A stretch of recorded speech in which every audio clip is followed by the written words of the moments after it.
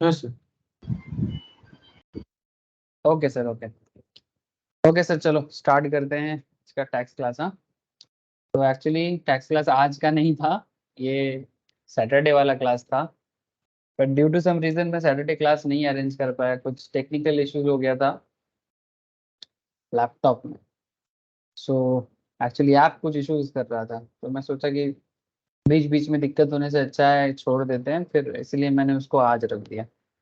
Okay sir कोई बात नहीं। आप लोग बहुत सारे स्टूडेंट ऐसे संडे क्लास करते हैं जो लोग ऑफिस करते हैं, तो चलो देखते हैं बाकी लोग अगर ज्वाइन करेगा तो ठीक है। फिलहाल हम लोग स्टार्ट करते हैं सर इनकम टैक्स। तो याद है सर आप लोगों को कि हम लोग क्या स्टार्ट कर चुके हैं? हाँ सर। बोलो क्या स्टार्ट किए हैं अभी? PGBP. PGBP, thank you sir, चलो बहुत ज़्यादा थैंक यू। अच्छा तो नील, गुड इवनिंग नील। नील आवाज़ आ रहा है क्या? नील आवाज़ আসছে? ओके सर ठीक।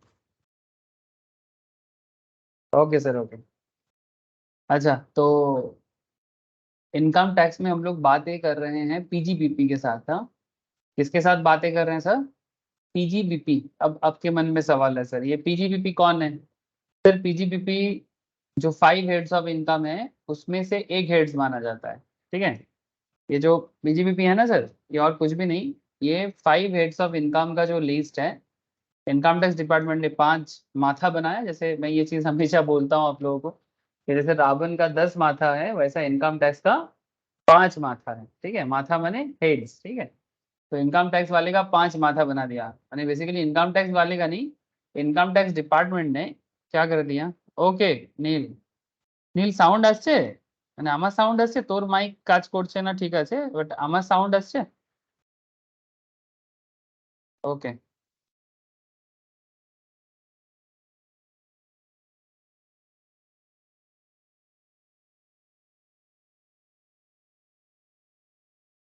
ওকে ওকে ওকে ঠিক আছে। কোনো ডাউট থাকলে হোয়াটসঅ্যাপ করে নিবি, নো ইস্যু, আমি হোয়াটসঅ্যাপ কানেক্ট থাকি। Ayaan, good evening Ayaan. Good evening sir. Good evening Ayaan. Okay तो जैसे कि मैं हमेशा आप लोगों को याद दिलाता हूँ कि जैसे इनकम टैक्स डिपार्टमेंट के 5 हेड्स हैं। इनकम टैक्स डिपार्टमेंट ने इनकम सोर्स को आइडेंटिफाई करने के लिए, इनकम सोर्स को आइडेंटिफाई करने के लिए, पॉइंट टू बी नोटेड, मैं बार बार बोल रहा हूँ, 5 हेड को डिस्ट्रीब्यूट कर दिया। एक सैलरी, ठीक है, दूसरा इनकम फ्रॉम हाउस प्रॉपर्टी, तीसरा profits and gains in business and professions, ठीक है, चौथा कैपिटल गेन्स, पांचवा इनकम फ्रॉम अदर सोर्स। इस तरह से ठीक है। जैसे कि जितना समय जा रहा है ना सर, आप लोगों को एक अपडेट देना चाहूंगा। ऐसे तो हम लोगों का करंट डिस्कशन एरिया क्या है? करंट डिस्कशन एरिया है profits and gains from business and professions, इसी में चर्चा चालू हुआ है। इसके पहले मैंने पीजीपीपी पे एक ही क्लास किए हैं सर, जिसमें मैंने जस्ट आपको इंट्रोडक्टरी आइडिया दिया था और कुछ फॉर्मेट चर्चा किया था। मैंने पीजीपीपी कैलकुलेशंस करने के लिए क्या प्रोफार्मा या फॉर्मेट फॉलो करना पड़ता है। आज मैं कुछ क्वेश्चंस करवाऊंगा आप लोगों को, the complete type of PGBP questions, ताकि आइडिया क्लियर हो जाए कि पीजीपीपी में एक्चुअल में करना क्या होता है। आइडिया मैं दिखाऊंगा आज आपको, क्वेश्चंस करा के दिखाऊंगा। ऐसे it's a big chapter, it's really a big chapter, but फिर भी थोड़ा क्वेश्चन का आइडिया हो जाएगा ना, उसके बाद प्रोविजंस पे बहुत चर्चा करेंगे और फिर धीरे धीरे वापस क्वेश्चन प्रैक्टिस करेंगे।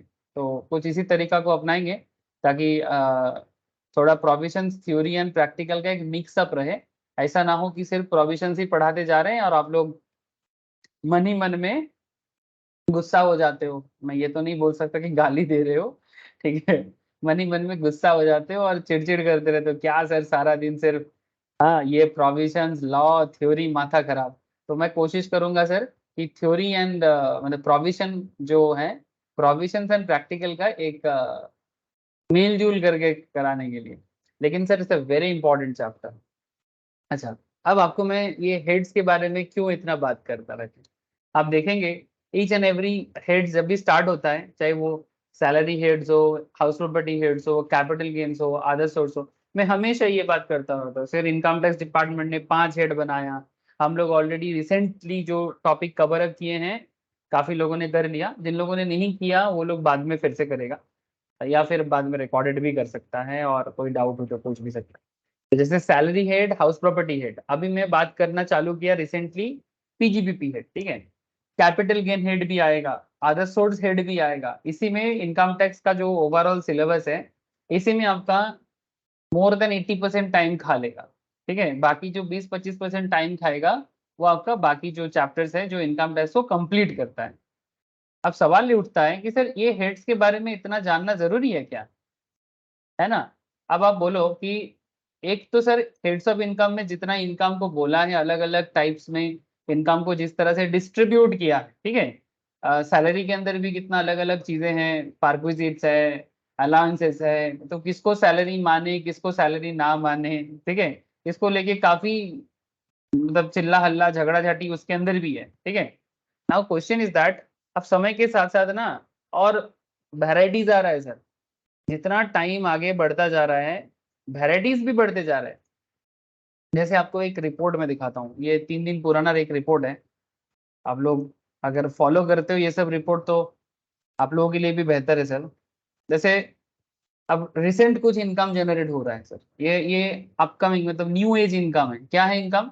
How to report income from crypto currencies, ठीक है, NFTs, virtual digital assets in ITR form, ठीक है। मतलब इनकम टैक्स रिटर्न फाइलिंग के अंदर, ठीक है, इनकम टैक्स रिटर्न फाइलिंग जो होता है सर, ठीक है। जैसे इंडिविजुअल्स लेवल में अभी 31 जुलाई लास्ट डेट चल रहा है, हमें ये मंथ के अंदर करना पड़ेगा बहुत सारे लोगों को। काफी लोगों के लिए अक्टूबर का भी डेट रहता है जिनका टैक्स ऑडिट मतलब बिजनेस ऑडिट वगैरह होता है। तो वो सब आप लोगों को चैप्टर के अंदर आगे मैं बताऊंगा।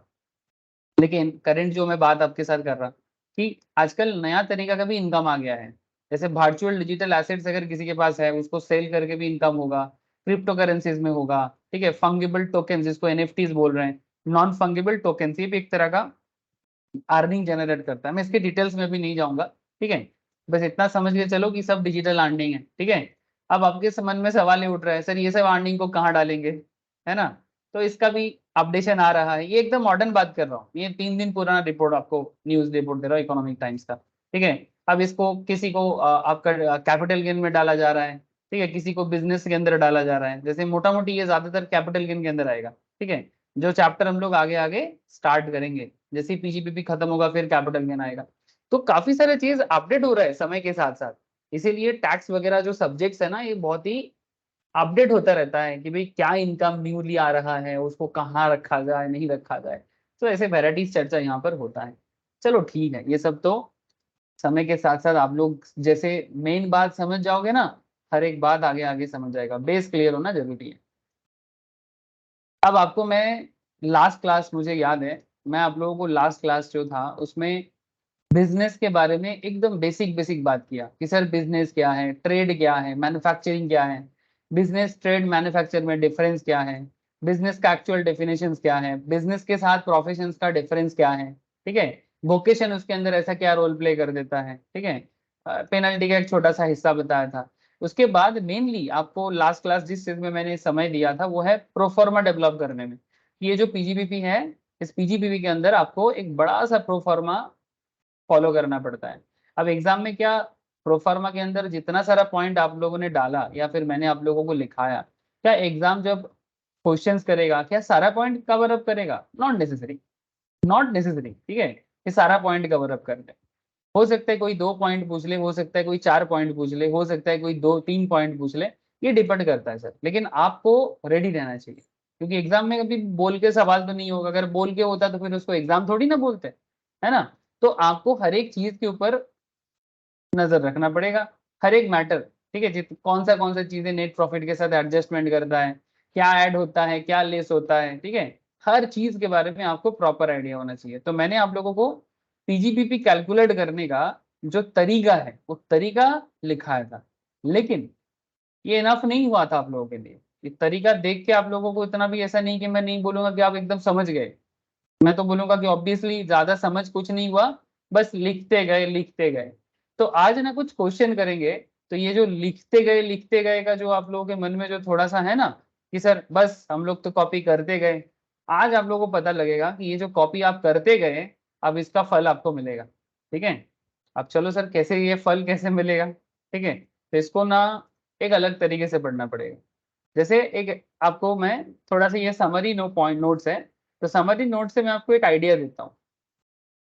ऐसे ये बहुत बड़ा बड़ा सेक्शंस है, हर सेक्शंस को डिटेल्स में जानना भी जरूरी है, लेकिन फिलहाल क्योंकि मैं डिटेल्स प्रोविजंस एनालिसिस पे नहीं जा रहा हूँ, मैं जस्ट अभी क्या करूंगा, आपको किसी पर्टिकुलर प्रोविजंस पे हल्का आइडिया देके मेन क्वेश्चंस पे जाऊंगा, या फिर आप ऐसे बोलो कि मैं मेनली क्वेश्चंस करवाऊंगा और प्रोविजंस बस जरूरत के हिसाब से आपको बताऊंगा कि ये यहाँ से हुआ है। ठीक है, मैंने एक्चुअली किया ना, इनकम टैक्स का जो कैलकुलेशन है उसमें कोई बहादुरी नहीं है, मैं जेन्युइन चीज बता रहा हूँ आपको।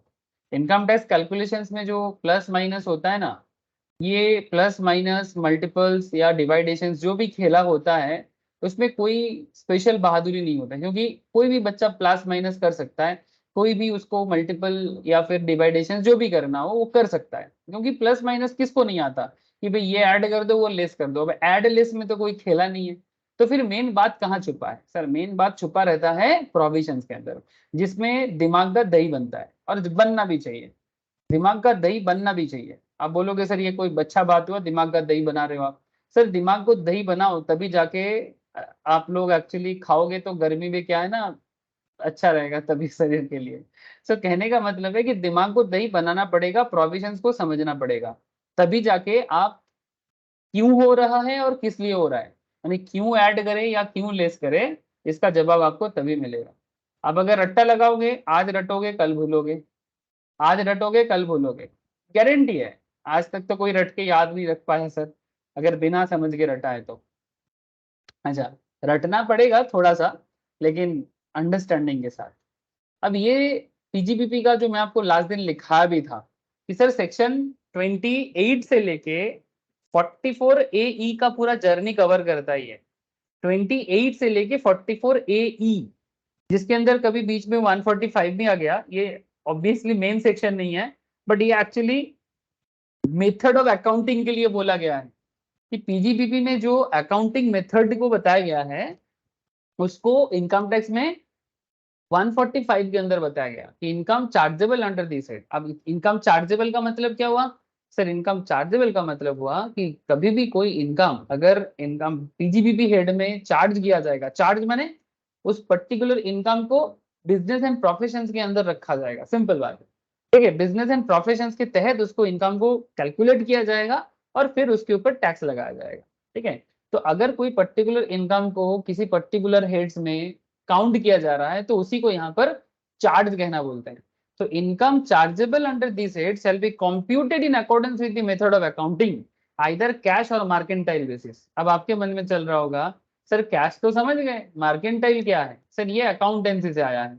ऐसे हमारा जो अकाउंटेंसी है ना सर, ये बेसिकली मार्केंटाइल बेसिस में ही फॉलो होता है, जिसको ड्यू बेसिस या फिर एक्रूअल बेसिस भी कहा जाता है। अब आप बोलोगे सर ये ड्यू बेसिस एक्रूअल बेसिस क्या है, सर तब तो मुझे फाउंडेशन वाले अकाउंट्स का बात करना पड़ेगा, क्योंकि ये सब जो ड्यू बेसिस या एक्रूअल बेसिस अकाउंटिंग कॉन्सेप्ट है ना, ये सब फाउंडेशन लेवल में बताया जाता है।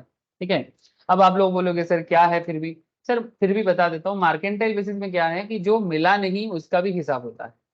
ड्यू बेसिस माने क्या, पैसा मिलेगा, ठीक है, या पैसा देना है, रिसीवेबल या पेएबल उसका भी हिसाब किया जाता है। तो कहीं ना कहीं कुछ पेमेंट मेरा बाकी है, लेकिन बाकी है फिर भी मैं उसका टैक्स में कैलकुलेशन कर सकता हूँ।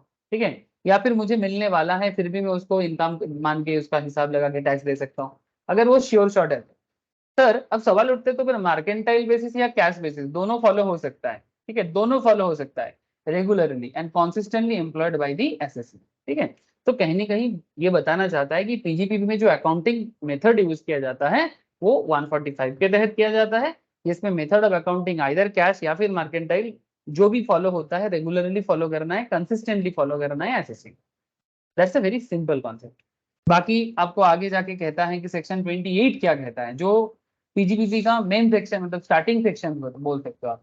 As per income tax act PGBP का स्टार्टिंग सेक्शन क्या कहता है कि income chargeable under this head. थोड़ा सा सुन लो सर, ज्यादा प्रोविजंस नहीं बोलूंगा, थोड़ा सा सुन लो, थोड़ा सुनने में कोई थोड़ी ना कुछ चला जाता है सर, मैं समझ सकता हूँ आप लोगों को जब ऐसे प्रोविजंस पढ़ा जाता है, शायद मन ही मन में आप लोग सोचते रहते हो कि क्या पढ़ना पड़ रहा है सर, मन ही मन में गुस्सा हो जाते हो जाओ गुस्सा, क्या फर्क पड़ता है ना। गुस्सा हो जाओ सर।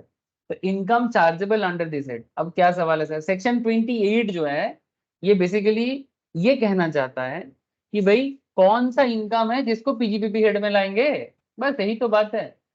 ठीक, जैसे मैं आपको एक रिसेंट अपडेट बता रहा था कि गवर्नमेंट लेवल में अभी बहुत चर्चा चल रहा है कि भाई how to report income from crypto currencies, NFTs, virtual direct digital assets. एकदम रिसेंट रिपोर्ट है सर, जुलाई 5 तारीख का।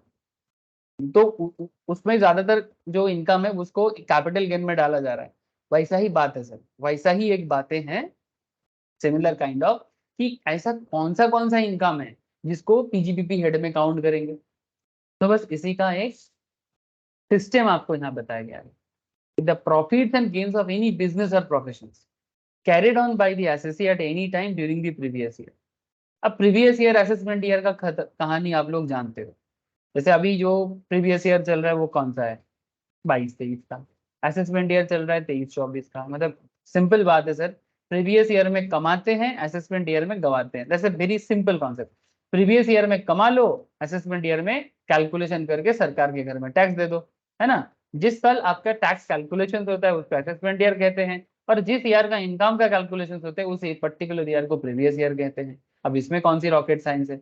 हाँ, इसका एक एक्सेप्शनल आपको देखने को मिलेगा जिसको एडवांस टैक्स कहते हैं। अब देयर आर सर्टेन ऑर्गेनाइजेशंस, ये अलग चैप्टर है, मैं आपको डिटेल्स में तब बताऊंगा कि कभी कभी ऐसा भी सिस्टम है आजकल बहुत सारे केसेस में। आप देखेंगे कि जिस साल कमा रहे हो उसी साल टैक्स दे रहे हो। मतलब अगर 23-24 में इनकम कर रहे हो ना, तो 23-24 का एक एजम्पशन टैक्स आपको 23-24 में ही देना पड़ सकता है।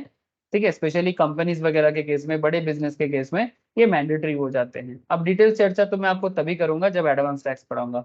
लेकिन इतना जान लो कि ऐसा भी होता है कि असेसमेंट ईयर का टैक्स अब असेसमेंट ईयर में दे दिया जाए, या फिर नहीं, ऐसा नहीं बोलेंगे, प्रीवियस ईयर का टैक्स है प्रीवियस ईयर में ही दे दिया जाए। मतलब अगर करंट ईयर का टैक्स है इसी साल में उसको देना है तो उसको एडवांस टैक्स कहते हैं। ऐसा क्यों होता है, कब होता है, ये चर्चा आगे करेंगे सर। ये एक अलग चैप्टर है, एडवांस टैक्स टीडीएस टीसीएस बोल के एक चैप्टर आएगा, उसमें मैं आपके साथ डिस्कस करूंगा। ठीक है, मतलब सरकार पहले टैक्स ले लेता है, सिंपल बात है, इसीलिए नाम दे दिया एडवांस टैक्स।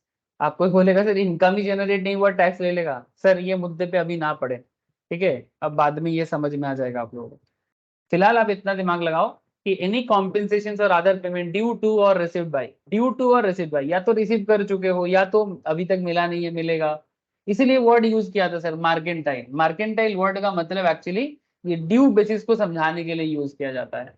ठीक है, ये जो मार्केंटाइल बेसिस अकाउंटिंग होता है ना, ये बेसिकली जो भी चीजें हम लोग एक्रूअल बेसिस में करते हैं उसके चक्कर में ये वाला वर्ड यूज होता है।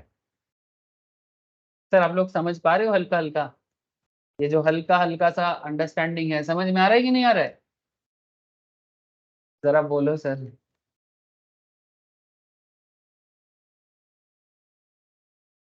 अरे सब कनेक्टेड हैं आप लोग,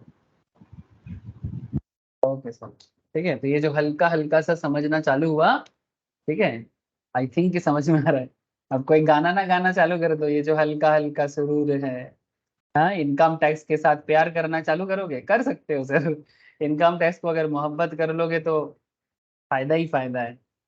अच्छा, तो any compensation or other payment due to or received by a person at or in connection with termination of his management or modification of the terms of condition relating thereto, in case the person is managing the whole or substantially the whole of the affairs of the Indian company। मतलब अगर कोई company India से completely management complete करके जा रहे हैं, तो कुछ अमाउंट अगर मिल रहा है बिजनेस बंद करने के चक्कर में, उसको भी ना बिजनेस इनकम के अंदर काउंट किया जा सकता है। Terminations of his office or modifications of the terms and conditions relating thereto, in case the person is managing the whole or substantially the whole of the affairs in India of any other company, तब भी वो business income में count हो सकता है। कोई agency terminate हो रहा है, मॉडिफाई हो रहा है, कुछ इनकम हो रहा है, तब भी उसको बिजनेस इनकम में काउंट किया जा सकता है। बाकी आप लोगों को तो ऐसे पता ही है कि क्या होता है बिजनेस, क्या होता है ट्रेड, क्या होता है commerce. Even even wasting, even क्या कहते हैं सर, आप और भी देख लो सर थोड़ा सा। इवन ये भी कहते हैं कि wasting in the government or in any corporations owned and controlled by the government under any law for the time being in force of the management of any property or business। माने सरकार के साथ भी अगर कोई particular organisation किसी भी तरह का बिजनेस के साथ जुड़ा हुआ और कुछ इनकम जनरेट हो रहा है, वो भी बिजनेस इनकम माना जा सकता है। ठीक है, साथ में लास्ट पॉइंट में सिंपल कहते हैं सर, टर्मिनेशन और modification of the terms and condition of any contract related to his business, that is also income from business में चार्ज हो सकता है। ठीक है, ये कुछ पॉइंट्स आपको बताया। इसके साथ आपको और बताते हैं कि कौन सा इनकम चार्ज होगा। थोड़ा सुन लो, लिस्ट थोड़ा सा बड़ा है, सुन लो। Income derived by a trade, professional or similar association from the specific service perform for its member. ठीक है, in the case of an assessee, assessee माने जिसका टैक्स कैलकुलेशंस कर रहे हो, carrying on export business, carrying on export business, export माने जब India का प्रोडक्ट दुनिया के किसी दूसरे देशों में हम लोग क्या करते हैं, सेल करते हैं। इस देश से, हमारे भारत से जब कोई भी प्रोडक्ट बाहर जाते हैं तो उसे एक्सपोर्ट बिजनेस कहते हैं, है ना। तो in case of an SSC carrying on export business, the following incentives, सरकार कहीं पर इंसेंटिव देते हैं। Profit on sale of import entitlements, अगर आप एक्सपोर्ट करते हो, अगर आपको इंपोर्ट एंटाइटलमेंट में कुछ प्रॉफिट होते हैं, ठीक है।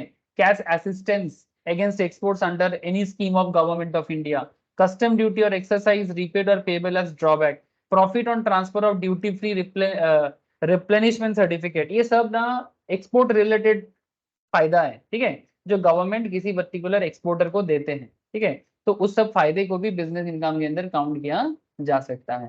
ठीक है, अच्छा साथ में और क्या बोलते हैं, value of any benefit perquisites whether convertible into money और नॉट अराइजिंग फ्रॉम बिजनेस और द एक्सरसाइज ऑफ प्रोफेशंस, सभी चीजें जो आपको बिजनेस रिलेटेड फायदा देता है उसे बिजनेस इनकम में काउंट कर सकते हैं। बहुत लंबा लिस्ट है, ठीक है, इवन साथ में और भी चीजें आप देख लो। ठीक है, मैं बढ़ा देता हूँ, उसमें क्या है सर, बोलने में कुछ नहीं है, लेकिन आप जब भी इसको पढ़ोगे ना, थोड़ा सा सुन, मतलब लिख लिख के पढ़ो, समझ के पढ़ो। देखो फिर क्या बोलते हैं, any interest, salary, bonus, commission, remuneration due to or received by a partner of a firm, अगर कोई पर्टिकुलर बंदा पार्टनरशिप फार्म में है और वो पार्टनरशिप फार्म में पार्टनर है फ्रॉम सच फार्म, ठीक है, अगर उसको पार्टनरशिप फार्म से कोई इंटरेस्ट मिलता है, सैलरी मिलता है, बोनस मिलता है, कमीशन मिलता है, ठीक है, इसके अंदर भी ना ये भी बिजनेस इनकम है, लेकिन इसमें एक सर्टेन अमाउंट है जो अलाउड है। ठीक है, और एक सर्टेन अमाउंट है जिसको बिजनेस इनकम में काउंट कर लिया जाएगा। तो इसलिए यहाँ पर कहा है कि to the extent allowed as deductions in the hands of the firm, तो एक सर्टेन परसेंटेज पार्ट बिजनेस के अंदर अलाउड कर दिया जाता है, मतलब एग्जेम्प्ट कर दिया जाता है, बाकी इनकम आपका पीजीपी में आ जाएगा। तो उसका भी ना जो लिमिट है मैं आपको आगे बताऊंगा। ठीक है, कुछ 8%, 20% का एक एरिया है, आपको आगे चर्चा करूंगा sir. Any sum received receivable in cash और kind under a agreement for not carrying out any activity in relation to any business और प्रोफेशन, ये भी बड़ा गजब का चीज है। माने कहना ये चाहता है कि किसी और को कोई बिजनेस ना करने के कारण, ठीक है, मानो कि आपका जहां बिजनेस है वहां पर आप किसी को बोलते हो कि भाई यहाँ बिजनेस मत करना, बदले में आप एक एडजस्टमेंट करके कुछ पैसा दे रहे हो या ले रहे हो, इस तरह का कुछ है। तो कहते हैं कि एनी सम रिसीव्ड और रिसीवेबल इन कैश और kind under an agreement for not carrying out any activity in relation to any business और प्रोफेशन। ठीक है, ये भी not sharing any know how, माने नो हाउ माने क्या होता है, फॉर्मूला वगैरह को नो हाउ बोलते हैं। ठीक है, नॉट शेयरिंग कि भाई मेरा फॉर्मूला मैं तुमको नहीं बताऊंगा, या फिर फॉर्मूला ना बताने के लिए किसी के साथ कोई कॉन्ट्रैक्ट करना या कोई पैसा रिसीव करना। ठीक है, पेटेंट, पेटेंट माने आपके बिजनेस का जो पेटेंट होता है ना, लोगो कॉपीराइट वगैरह बनाते हैं ना कि बिजनेस का ये पेटेंट है, जैसे पेटेंट नॉर्मली डिस्कवरी पे होता है, अगर आपके पास कोई स्पेशल फॉर्मूला हो तो उस फॉर्मूला में आप पेटेंट करवा के रखते हो कि भाई ये मेरा है। copyright, trademark, license, franchise, or any other business of commercial right of similar nature or information or technique likely to assist in the manufacture or processing of goods or provisions of service, ये भी business कहा कहलाता है। ये तो आजकल बहुत चलन है सर, ये सब आजकल बहुत चलन है। जैसे फ्रेंचाइज का जो कॉन्सेप्ट है, फ्रेंचाइजी का तो बहुत चलता है। जैसे एक इंडिया में एक बहुत फेमस नाम बड़ा हुआ है सर, काम कितना हो रहा है पता नहीं, बट नाम बड़ा हुआ है आप लोग समझ गए होंगे, नाम सुना है कि नहीं सुना? हेलो, नाम सुना है कि नहीं सुना आप लोग, एमबीए चाय वाला का, बोलो सर। हाँ सर। सुना है ना? कभी कभी विजिट किए एमबीए चाय वाला के किसी भी फ्रेंचाइज लेट आउट पे? मैं तो नहीं किया, बट सुना हूँ सर, देखा भी हूँ रास्ते में, बट अंदर जाने का ऐसे सिचुएशंस नहीं आया। ये नहीं बोलूंगा कि मन नहीं किया, सिचुएशन नहीं किया मुझे तो सर। ऐसे मेरा अगर पर्सनल प्रेफरेंस बोलोगे तो थोड़ा सा चीप एटीट्यूड ही बोल सकते हो आप कि मैं तो जो थोड़ा सा मतलब कोलकाता में स्पेशली हम लोग कोलकाता वाले का क्या है ना सर, यहाँ पर रोड साइड में जो चाय मिलता है वो किसी दुकान में नहीं मिलता। मैं आपको जेन्युइन बता रहा हूँ, जो एक्चुअल कोलकाता का जो स्ट्रीट एरिया है मेन कोलकाता का, ठीक है, ओल्ड कोलकाता में स्पेशली मैं बता रहा हूँ, श्याम बाजार से लेके टॉलीगंज तक, या आप थोड़ा सा और एक्सटेंड कर लो, ठीक है, जादवपुर तक चले जाओ, मोटा मोटी ये जो सेंट्रल एवेन्यू का जो एरिया है ना, उसमें कोलकाता का स्ट्रीट में जो चाय मिलता है वो भारत का किसी भी स्टेट में मेरे को तो अभी तक नहीं मिला। मैं ऑलमोस्ट भारत का हर एक पार्ट तो जा चुका हूँ, लेकिन मुझे अभी तक कोलकाता वाला जो रोड साइड चाय, वो भी सस्ते में अच्छा वाला, ये मुझे बाकी जगह में अभी तक नहीं मिला।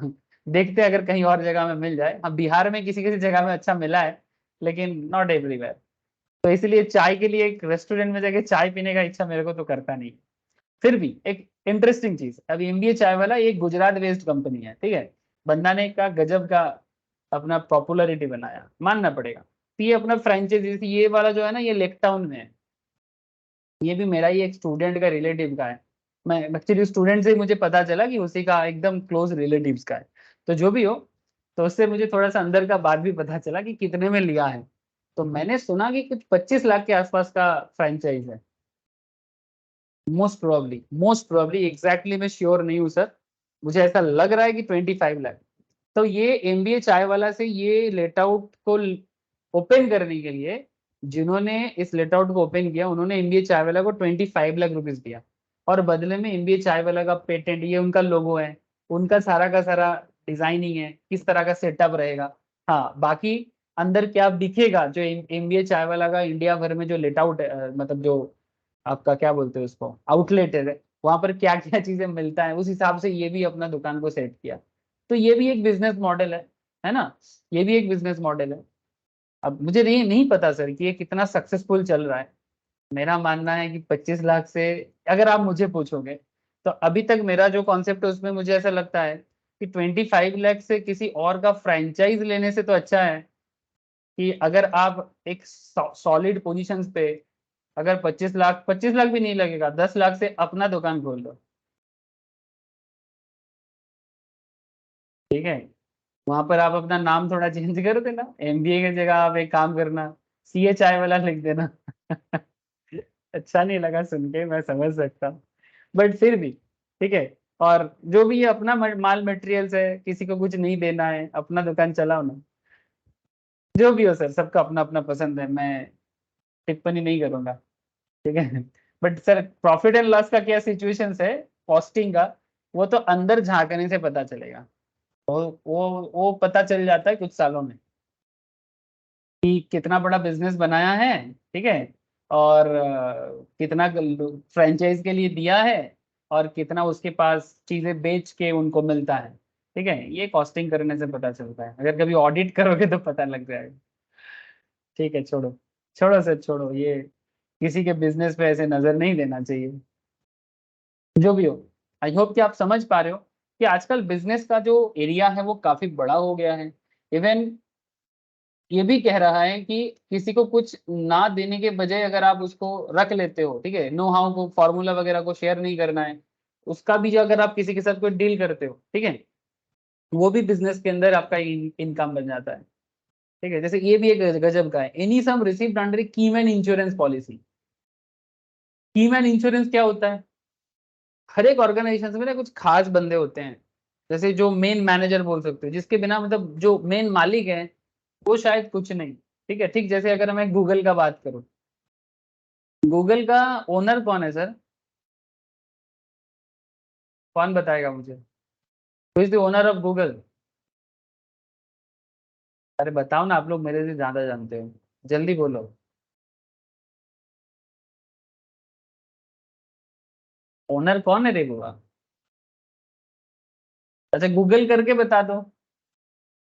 हाँ, गूगल करके बता दो। लैरी पेज, लैरी पेज, ठीक है, एंड सार्जी बीन, ये दो है, मेनली लैरी को ही ले लेते हैं, ठीक है। लैरी जो है ही इसका मेन फाउंडर है सर, ठीक है, he is the owner of Google, ठीक है, लैरी। अब अच्छा, Larry is the owner of Google, अच्छा गूगल का सीईओ कौन है, प्लीज जल्दी बता दो। हम सुंदर पिचाई। सुंदर पिचाई, इसके बारे में ना हम लोगों से ज्यादा पाकिस्तानियों को ज्यादा नॉलेज है, पता है आप लोगों को।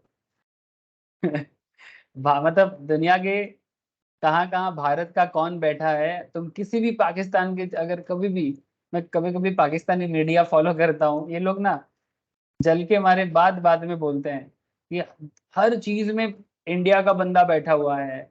तो मतलब गूगल में क्या सर्च करेंगे सब इंडियंस को पता चल जाता है, क्योंकि सब जगह में उनका सीईओ है। जो भी हो, पाकिस्तान का अपना ही एक एटीट्यूड है बोलने का। तो जो भी हो, तो इसका जो बंदा है वो सुंदर पिचाई, जो कि एक इंडियंस है ना। अब सवाल ये उठता है कि लैरी का बिजनेस है, लेकिन चला कौन रहा है, सुंदर पिचाई। अब ऑब्वियसली बात है कि ये सुंदर पिचाई जो है काफी की है कंपनी के लिए, जो बिजनेस को आज 2004-5 से चला रहे हैं और दिन ब दिन बेहतर से बेहतर जा रहे हैं। तो की मैन इंश्योरेंस करके रखते हैं, including the sum allocated by your bonus on such policy. तो इसमें भी ना जो बंदे होते हैं ना उसको अच्छा खासा पैसा मिलता है, अगर कुछ प्रॉब्लम हो जाए ना उसको तो मिलता है। तो ये सब भी बिजनेस इनकम का ही एक पार्ट माना जाता है। तो यहाँ पर आपको ना वही लिस्ट बताया गया है कि the income chargeable under this है, क्या क्या इनकम को बिजनेस इनकम के अंदर जोड़ा जा सकता है। इसका एक पूरा लंबा लिस्ट यहाँ पर है। आप चाहो तो बैठे बैठे और थोड़ा सा पढ़ लिया करो। मैं फिर से आऊंगा इस पर्टिकुलर डेफिनेशंस में कि कौन सा इनकम पीजीपीपी हेड के अंदर चार्ज किया जाता है सेक्शन 28 के तहत, क्योंकि लंबा चर्चा रहेगा सर। लेकिन सर अभी आप लोगों को मैं थोड़ा सा प्रोविजन से बाहर लेके जाना चाहता हूँ सर। कहाँ? जैसे हम लोग घर छोड़ के घूमने जाते हैं, कुछ वैसा क्या? जैसा आपका इच्छा, आपको जैसा सोचने को मिले आप वैसा सोचो, कोई फर्क नहीं पड़ता। लेकिन सर थोड़ा सा हम लोग टहलने जाएंगे। क्या टहलेंगे? कहाँ कहाँ टहलने जाएंगे? सर एक क्वेश्चन करना है। सर क्यों? सर क्वेश्चन इसलिए करना है ताकि जिनको पीजीपीपी का कोई आइडिया नहीं लग रहा है कि पीजीपीपी में होता क्या है, वो आज पता लग जाए कि पीजीपीपी में करना मेनली क्या करना पड़ता है। साइड में बहुत कुछ करना पड़ता है, लेकिन मेनली क्या है, तो उसमें मैं थोड़ा सा एक क्वेश्चन के तहत आप लोगों को मैं बताऊंगा कि सर पीजीपीपी में करना क्या होता है। चलो ये एग्जाम्पल थोड़ा लो, एक क्वेश्चन लो। ये क्वेश्चन अच्छा क्वेश्चन है, आपको अच्छा आइडिया देगा, आपका आइडिया अच्छा अच्छा क्लियर करेगा सर, मतलब काफी अच्छे से क्लियर करेगा। देखो, तो ये मिस्टर शिवम है, ठीक है। मिस्टर शिवम जो है ये कोचीन, कोचीन जो है कहाँ पर है कोचीन? सर क्या फर्क पड़ता है कहीं पर भी हो? नहीं सर फर्क पड़ता है, मतलब अभी क्वेश्चन में फर्क नहीं पड़ता बट नॉलेज के लिए फर्क पड़ता है। केरला में आता है सर, केरला, ठीक है। अच्छा, तो मिस्टर शिवम जो है retail trader of Cochin gives the following trading and profit and loss account for the year ended 31 March 2023। Very good, no issue. आपको डिटेल्स दे दिया है, ठीक है। आप कौन हो सर? सर आप एक क्लाइंट मतलब कंसल्टेंट हो, ठीक है, आपका क्लाइंट है कौन? मिस्टर शिवम। तो मिस्टर शिवम आपके पास आए हैं, क्या लेके आया है बंदे? बंदा ने आपके पास बंदा ने आपके पास अपना प्रॉफिट एंड लॉस का डेटा लेके आया है। क्या करने के लिए? सर टैक्स फाइलिंग के लिए आया है। तो उसने ना अपना पीएल का डेटा आपके सामने रखा, ठीक है, लाके दे दिया, उसका अकाउंटेंट ने बनाया, आपके सामने लाके दे दिया कि भाई देखो ये मेरा पीएल है, जिसमें वो आपको बता रहा है, जिसमें वो आपको बता रहा है कि भाई देखो मेरा ओपनिंग स्टॉक, सर ध्यान से देखना ये अकाउंटेंसी से लिया गया है, कि भाई मेरा ओपनिंग स्टॉक 90,000 का है। मेरा परचेज 2022-23 में मैंने इतना 1,10,000 सॉरी कितना हो जाएगा 1,10,04,000 के आसपास परचेज किया, ठीक है। मैंने 1,12,11,500 के क्लोज टू सेल्स किया। मेरा क्लोजिंग स्टॉक है कुछ इतना सा। मैंने 3,03,600 का ग्रॉस प्रॉफिट कर दिया, ठीक है। फिर ये हो गया ट्रेडिंग पार्ट, ठीक है, ये हो गया ट्रेडिंग पार्ट। फिर ये वाला आ गया पीएल पार्ट, ठीक है। अब पीएल पार्ट में देखो, पीएल पार्ट में देखो, ग्रॉस प्रॉफिट ट्रांसफर हो गया इधर, है ना, ऐसा ही तो होता है रे बाबा। आप लोग जानते हो फाइनल अकाउंट्स में ये सब करते हो आप लोग। ग्रॉस प्रॉफिट ट्रांसफर हो गया, ग्रॉस प्रॉफिट के अंदर आपको कुछ और भी इनकम हुआ, मतलब ग्रॉस प्रॉफिट तो था ही, इसके साथ कुछ इनकम हुआ, जैसे कि यूनिट ट्रस्ट ऑफ इंडिया, ये एक तरह का म्यूचुअल फंड टाइप्स है, इसी का जो पार्ट है ना, यही बाद में एक एक्सिस बैंक बना है, इसका म्यूचुअल फंड कंपनी भी है, यूनिट ट्रस्ट ऑफ इंडिया। ठीक है, आपको उतना जानने का भी जरूरत नहीं है। अब मैं एक पॉइंट पे अगर 1000 बात करना चालू कर दूं तो फिर क्या बताओ, छोड़ो सर। तो यूनिट ट्रस्ट ऑफ इंडिया का कुछ भी आपको डिविडेंड या फिर इस तरह का कुछ इनकम मिला है, तो जो भी हो आपका इनकम है, ये नॉर्मली आधा सोर्स में चार्ज होता है, मैं आपको इतना बता देता हूँ। अच्छा, तो 2400 का आपने यूटीआई से इनकम किया, लेकिन सर नॉलेज होना चाहिए कि यूटीआई इनकम किधर जाएगा, ये बहुत ही इंपॉर्टेंट बात है। यूटीआई इनकम क्या इनकम है? अब कोई बोलेगा सर यूटीआई का जिंदगी में नाम नहीं सुना, तो पहले तो आपको नाम सुनना चाहिए। कोई बोलते ना नाम में क्या रखा है, अरे रखा है नाम मेरा, नाम में रखा है, नाम में बहुत कुछ रखा रहता है। अब आपको तो ये पता होना चाहिए ना यूटीआई क्या चीज है। अब मैं आपको यहाँ पर यूटीआई लिखने के लिए जरूर बोलूंगा, आप देख सकते हैं यूटीआई का म्यूचुअल फंड्स में मिलेगा आपको। ऐसे यूटीआई गवर्नमेंट का ही एक ऑर्गेनाइजेशन है जिसको यूनिट ट्रस्ट ऑफ इंडिया के नाम से, सॉरी ये तो कुछ और हो गया, यूटीआई इन्वेस्टमेंट। ये देखो बाई म्यूचुअल फंड्स ऑनलाइन, ठीक है, यहाँ पर आपको सिर्फ यूटीआई का भी एक मिल जाएगा शायद। ठीक है, ये यूटीआई इंटरनेशनल्स भी है, यूटीआई एसेट मैनेजमेंट, ठीक है, यूटीआई एसेट मैनेजमेंट, ये देख सकते हैं आप। ठीक है, तो ये क्या है sir, unit trust of India mutual fund was curved out of the unit trust of India से वो निकला है। सेबी ने उसको काफी पहले बनाया सर, 1963 में, इसी ने पहले म्यूचुअल फंड्स के लिए सब कुछ रेडी किया था। फिर धीरे धीरे बाकी म्यूचुअल फंड्स वगैरह आया। ठीक है, मैं ज्यादा हिस्ट्री में नहीं जाऊंगा, बट आप चाहो तो डिटेल्स में जाके देख सकते हो।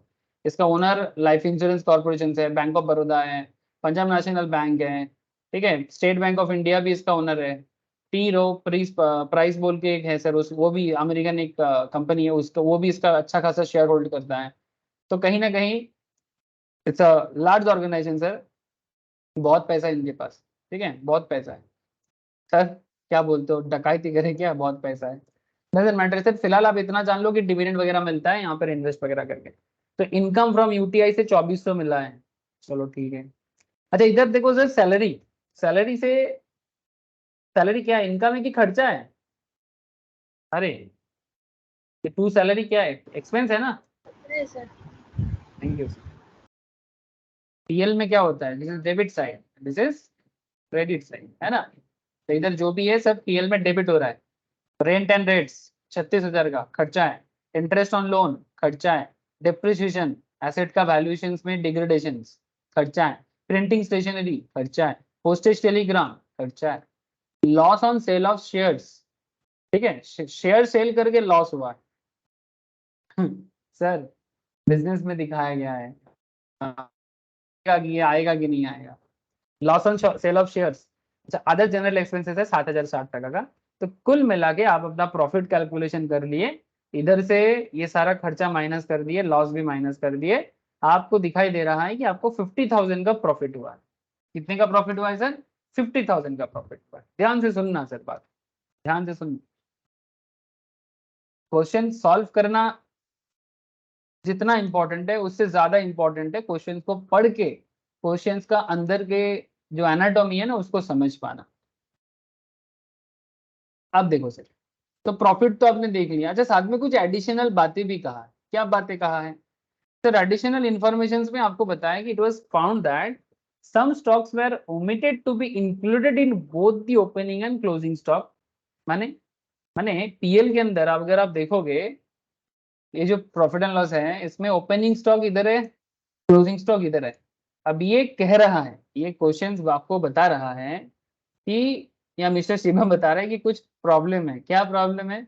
ये देखा गया है चेकिंग करके कि ओपनिंग स्टॉक का जो वैल्यू है, ठीक है, वो कम है।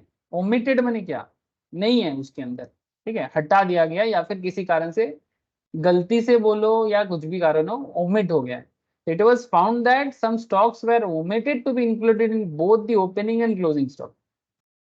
जिसका वैल्यू दिया है सर, ओपनिंग स्टॉक का वैल्यू है 9,000 का, क्लोजिंग स्टॉक का वैल्यू है 18,000 का। अब ये चीज को कैसे ट्रीट करना है कि अगर ओपनिंग स्टॉक कम हो जाए या क्लोजिंग स्टॉक कम हो जाए तो ये पीएल में क्या असर करता है, इसके ऊपर डिपेंड करता है कि आप प्रॉफिट को कैसे रेक्टिफाई करते हो।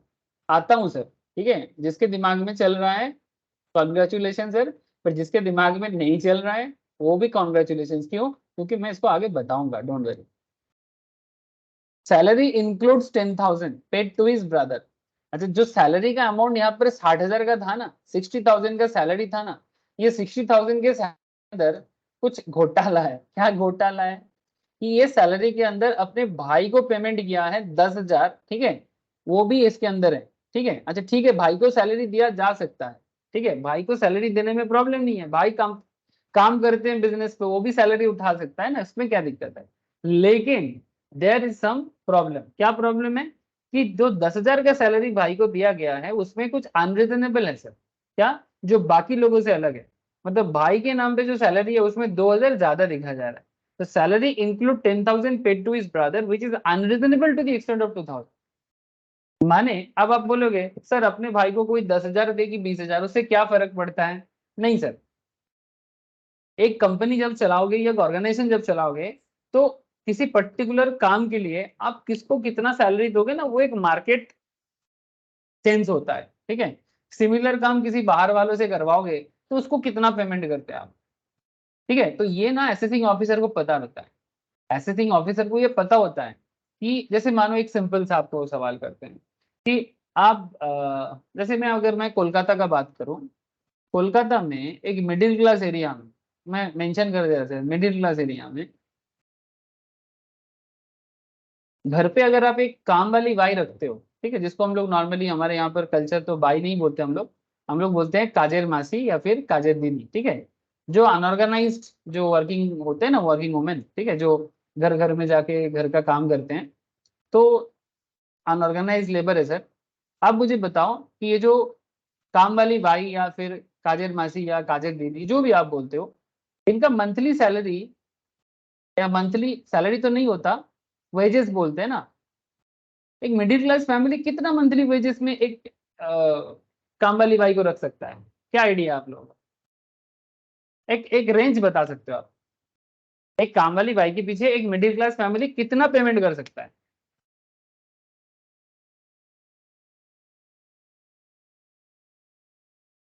क्या आइडिया है? अरे बोलो ना, जो भी समझ आता है बोलो, कोई दिक्कत नहीं है। 4-5। 4-5 हजार? हाँ, 2,000। কলকাতায় না? हाँ, कोलकाता। হ্যাঁ, তো স্যার আমাদের তো এখানে বলেছিল রান্না বান্না বাথরুম ধোয়া সব নিতে 4, 4, 4.5। 4-4.5। अब देखो, खाना बनाना और बाकी सब काम करके 4-4 हजार। वेरी गुड ऋषभ, ऋषभ ने चलो एकदम जीता जागता एग्जाम्पल दिया। कोलकाता में रिजनेबल कॉस्ट है, ठीक है, खाना बनाया काम घर बाकी काम भी, बर्तन वर्तन वगैरह भी धोया, 4 से 4.5 हजार। अगर सिर्फ बर्तन धोने या घर वगैरह पोछा लगाना का काम होगा तो 2,000 के नीचे काम नहीं करेगा। सिंपल सी बात है। तो खाना वगैरह बनाने के लिए 4.5 हजार। अगर बोलो कि वही काम एक मिडिल क्लास एरिया में, मैं यहाँ पर पार्क स्ट्रीट या अलीपुर का नाम नहीं लिया, पॉइंट बी नोटेड, ठीक है, I am not taking the Alipore as a example, Park Street या बालीगंज, ठीक है, मैंने सेलिब्रिटी के फैमिली या बड़े बड़े ऑफिशियल्स के फैमिली में वो यही सेम काम के लिए वो 15,000 दे के रखता है। ऐसा भी फैमिली में देखा हूँ। ठीक है, मेरा ही कुछ रिलेटिव्स है, थोड़ा सा पॉश एरिया में रहते हैं, तो सेम काम करते हैं सर, तो उनके काम के लिए वो 15,000 देते हैं, 12,000 भी देता है, ऐसा भी मैं देखा, 3 गुना 4 गुना ज्यादा है। So that's a different part, but try to understand कि एरिया वाइज मैटर करता है। लेकिन आप मुझे बताओ, एक मिडिल क्लास एरिया में जिसको तुमको 4,500 पे करना है, क्या तुम उसको 8,000 पे करोगे? अगर कर रहे हो तो क्यों कर रहे हो? क्या बात है? क्या बात है, क्यों कर रहे हो? क्यों अपना प्रॉफिट को कम करने के लिए तो नहीं कर रहे हो? सवाल उठता है सर, सवाल उठेगा। ठीक है, तो यही यहाँ पर वही बात कर रहा है सर। ठीक है, छोटा छोटा अमाउंट को डालते डालते ना बड़ा सा कांड हो जाता है। ठीक है, तो इसलिए 10,000 जिसको पे करना था उसमें आपने पे किया, लेकिन 2,000 अनरिजनेबल लग रहा है। ठीक है, ये बता दिया आपको। अब इसका क्या ट्रीटमेंट करना है वो आगे बताते हैं। The whole amount of printing and stationery was paid in cash by way of time, by way of one time payment to mister Ramesh. Printing stationery का पेमेंट हुआ है पूरा कैश में किया है। ठीक है, अच्छा, साथ में और भी कुछ इंफॉर्मेशन है। क्वेश्चन के अंदर डेप्रिसिएशन का भी मैटर है। ऐसे तो अभी तक मैंने आप लोगों को डेप्रिसिएशन का डिटेल्स नॉलेज नहीं दिया, जो कि सेक्शन 32 बताता है।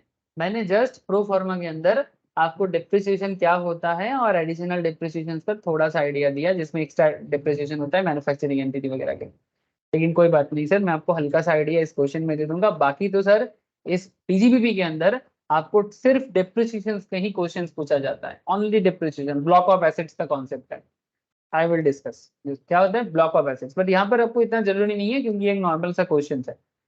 The depreciation provided in the PL account is 1,05,000 was based on the following info। इसमें जो डेप्रिसिएशन है ये कुछ फॉलोइंग इंफॉर्मेशन के ऊपर बेस्ड है। क्या है? Opening balance of plant and machinery, मैंने जो प्लांट मशीनरी बिजनेस के ओपनिंग में था साल के शुरू में, ठीक है, स्टार्टिंग ऑफ द ईयर में, the written down value as on 31 March 2022 minus depreciation of previous year 21-22, मतलब पुराना प्रीवियस ईयर का 4,20,000 का। New plant falling under the same block, मतलब उसी ब्लॉक में न्यू प्लांट आया है। सर ब्लॉक का माने क्या है? सर एक्चुअली क्या है ना, डिफरेंट क्लास ऑफ एसेट्स होते हैं जिसको income tax department different block में कन्वर्ट करता है, ठीक है, अलग अलग रेट का होता है। सर मैं आपको लिस्ट दिखाऊंगा, ब्लॉक ऑफ एसेट का लिस्ट होता है, I will show you, don't worry. लेकिन फिलहाल आपको मैं इतना बताता हूँ कि जिस ब्लॉक का एसेट्स का वैल्यूएशन से उसी ब्लॉक में एक न्यू ब्लॉक एसेट्स आया है, new plant falling under the same block of depreciation was bought, खरीदा गया है, मतलब सेम रेट है उसमें भी। 1 जुलाई 2022 को 70,000 में। कुछ पुराना मशीन था, प्लांट मशीनरीज, जिसको बेचा गया कब? 1 अक्टूबर 2022 को 50,000 में। सर ये सबको क्या करना है सर, इसको ध्यान में रखना है, आगे कैलकुलेशन सिखाता हूँ। अच्छा, rent and rates include GST liability, मतलब ये जो आप लोगों को यहाँ पर मैंने रेंट्स एंड रेट्स का एक डिटेल्स दिखाया 36,000 का, इसके अंदर जीएसटी लाइबिलिटी भी घुस गया 3400 का। अब रेंट एंड रेट्स के अंदर जीएसटी कहाँ से आ रहा है? 7/4/2023 को हुआ है।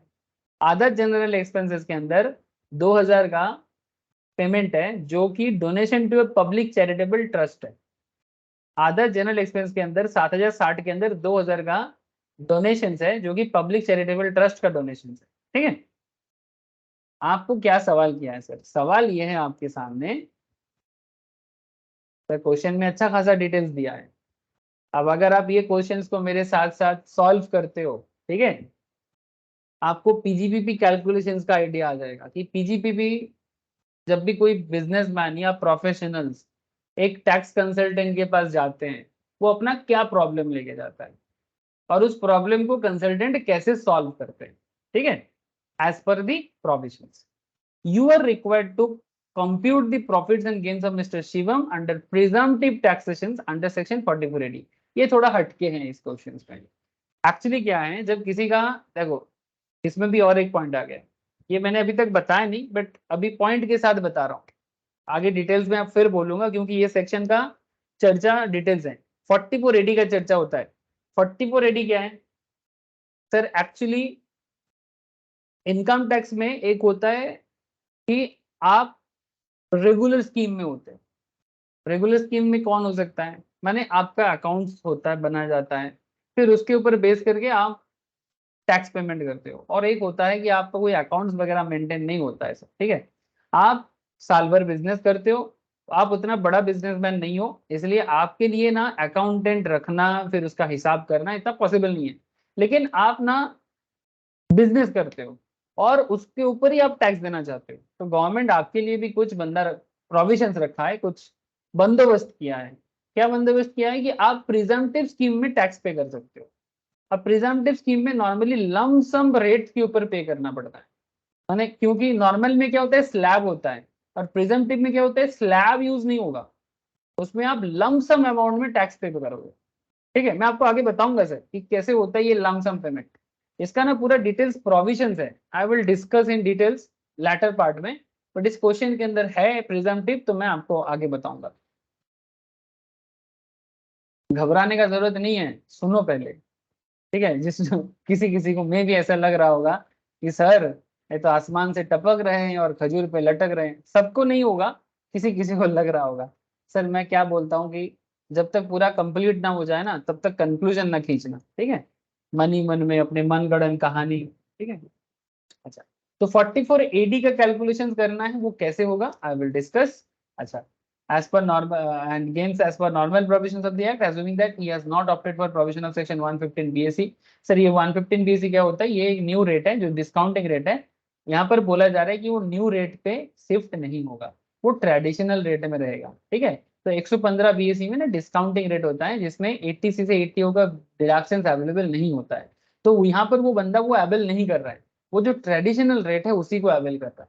तो हम लोग 115 BSE को इग्नोर करेंगे। तो आप बोलोगे तो अगर इग्नोर ही करना था तो फिर लिखा क्यों?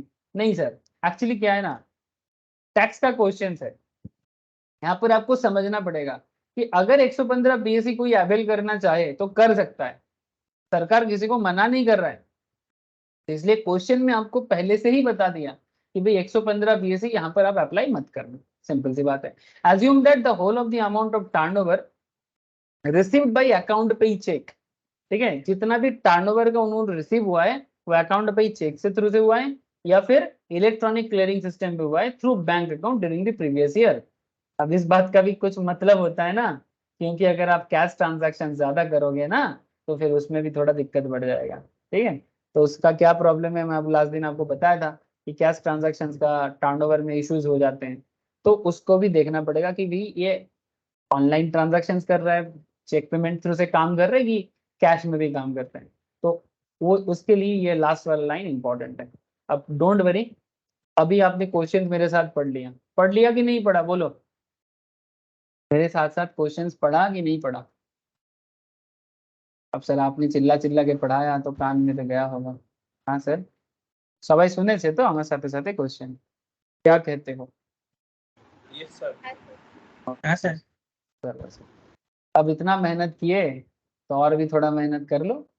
ठीक है, अब इतना देर से जब कहानी सुन ही लिए तो कहानी का अंत भी तो जान लो, नहीं तो क्या है ना, तो वेब सीरीज क्या हो जाएगा, मानो एक आप वेब सीरीज देख रहे हो, आपको पता चल रहा है 2-3 एपिसोड देख लिए, अब तीसरा चौथा एपिसोड में क्या होगा आगे की देख लेते हैं, वही इसको भी वेब सीरीज मानो ना सर। सर जबरदस्ती टैक्स पढ़ा रहे हो, वेब सीरीज के साथ कंपेयर कर रहे हो, वही आपका ना दिमाग खराब है।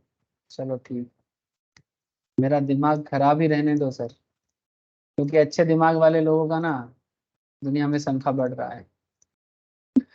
अच्छा,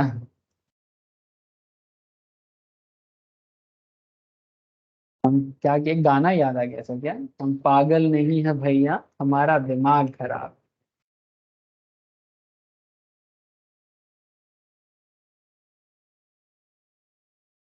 हम पागल नहीं है भैया हमारा दिमाग खराब।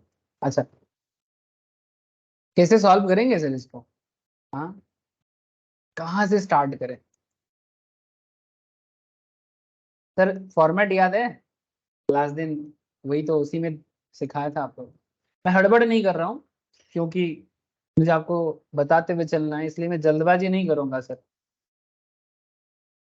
आपको ना एक हेडिंग देना पड़ेगा, हेडिंग में क्या दोगे sir? Computation of business income.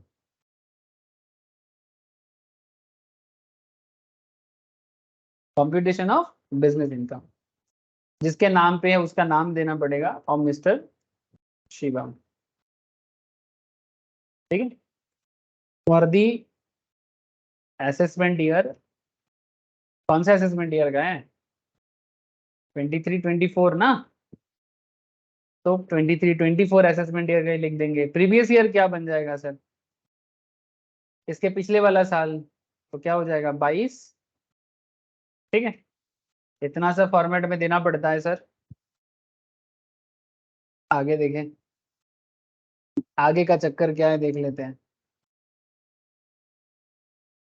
ऐसे इनकम टैक्स में फॉर्मेट का ऐसा कोई प्रॉपर तो रूल नहीं है, नॉट लाइक अकाउंटेंसी, बट फिर भी एक बेसिक स्ट्रक्चर तो चाहिए। एक तरफ है पर्टिकुलर का घर और दूसरे तरफ दो कॉलम बना दो, सुविधा हो सकता है। ठीक है, दो कॉलम बना लो, अगर जरूरत पड़े तो एक इनर भी यूज कर लेना। तो एक हो गया ये कॉलम, दूसरा हो गया ये कॉलम, अब इसमें काम हो जाएगा सर। दो कॉलम इनफ है काम चलाने के लिए। कोई हार्ड एंड फर्स्ट रूल नहीं है कॉलम का, बट प्रेजेंटेशन ऐसा होना चाहिए ताकि कैलकुलेशंस एग्जामिनर को समझ में आए, ठीक है। या जब हम लोग रिटर्न फाइलिंग करते हैं तब भी एक स्ट्रक्चर बना देता है सर। मैं आपको दिखाऊंगा रिटर्न फाइलिंग चैप्टर में कि किस तरह का स्ट्रक्चर होते हैं आईटीआर फाइलिंग के टाइम पे, आईटीआर फॉर्म के अंदर। अच्छा इधर देखो सर, आपको पता है ना ये जो पूरा खेल था, इस पूरा खेल का चक्कर क्या है। इस पूरे खेल में आपको एक पीएल दिया गया था जिसमें आपको एक प्रॉफिट कैलकुलेशन करके दिया गया था ना। इस प्रॉफिट में सवाल है, इस प्रॉफिट के ऊपर सवाल उठाया जा रहा है सर। पीजीपीपी का यही चक्कर है कि प्रॉफिट पे सवाल उठ जाता है। बिजनेसमैन जो पीएल बनाते हैं या अकाउंट्स बिल्डअप करते हैं, उसमें जो प्रॉफिट दिखाया जाता है उस प्रॉफिट को लेके क्वेश्चन मार्क है कि क्या प्रॉफिट में कुछ गड़बड़ है, क्वेश्चन मार्क। ये नहीं बोल रहा हूँ कि गलत है, और मैं ये भी मतलब मेरा बात तो छोड़ो, इनके डिपार्टमेंट भी ये नहीं बोल रहे कि गलत है, डिपार्टमेंट बोल रहे देख लो इसमें क्या दिक्कत है। तो नॉर्मली देखो इसीलिए चैप्टर को करा जा रहा है क्योंकि दिक्कत होते हैं, क्योंकि दिक्कत रहता है। अब net profit as per profit and loss, तो एज पर पीएल आपका प्रॉफिट कितना है आउटर में पुट कर दो 50,000। अब हमें इसको चेंज करना है, मतलब चेक करना है जो भी गलतियां हैं, जो भी गलतियां हैं ना, उस गलतियों को क्या करना है सर, गलतियों को ठीक करना है। जो भी गलती है गलतियों को ठीक करना है। तो हम लोग ऐसे दे सकते हैं, क्या लिखेंगे, ऐड करेंगे क्या, इन एडमिसिबल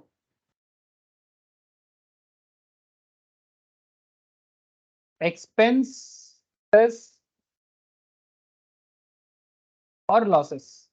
अब आपके मन में सवाल आ गया, सर क्या सवाल आ गया, सर इन एडमिसिबल एक्सपेंसेस और लॉसेस माने जिसको एक्चुअली पीएल से माइनस नहीं करना चाहिए था, जिसको पीएल से माइनस नहीं करना चाहिए था, या ऐसा कुछ भी जो आपको पीएल में शो करना चाहिए था, ठीक है। तो आपको वो सारे खर्चा जो एडमिसिबल नहीं है, अगर आपने कर दिया तो ऐड करो, तो आपको ऐड कर देना चाहिए। आपको एक एग्जांपल देने से, अभी आपको मतलब एग्जांपल तो नहीं देना है, यहाँ पर एक पॉइंट लिखने से ही आपको समझ में आ जाएगा। जैसे आप मुझे बताओ, सैलरी पेड टू ब्रदर,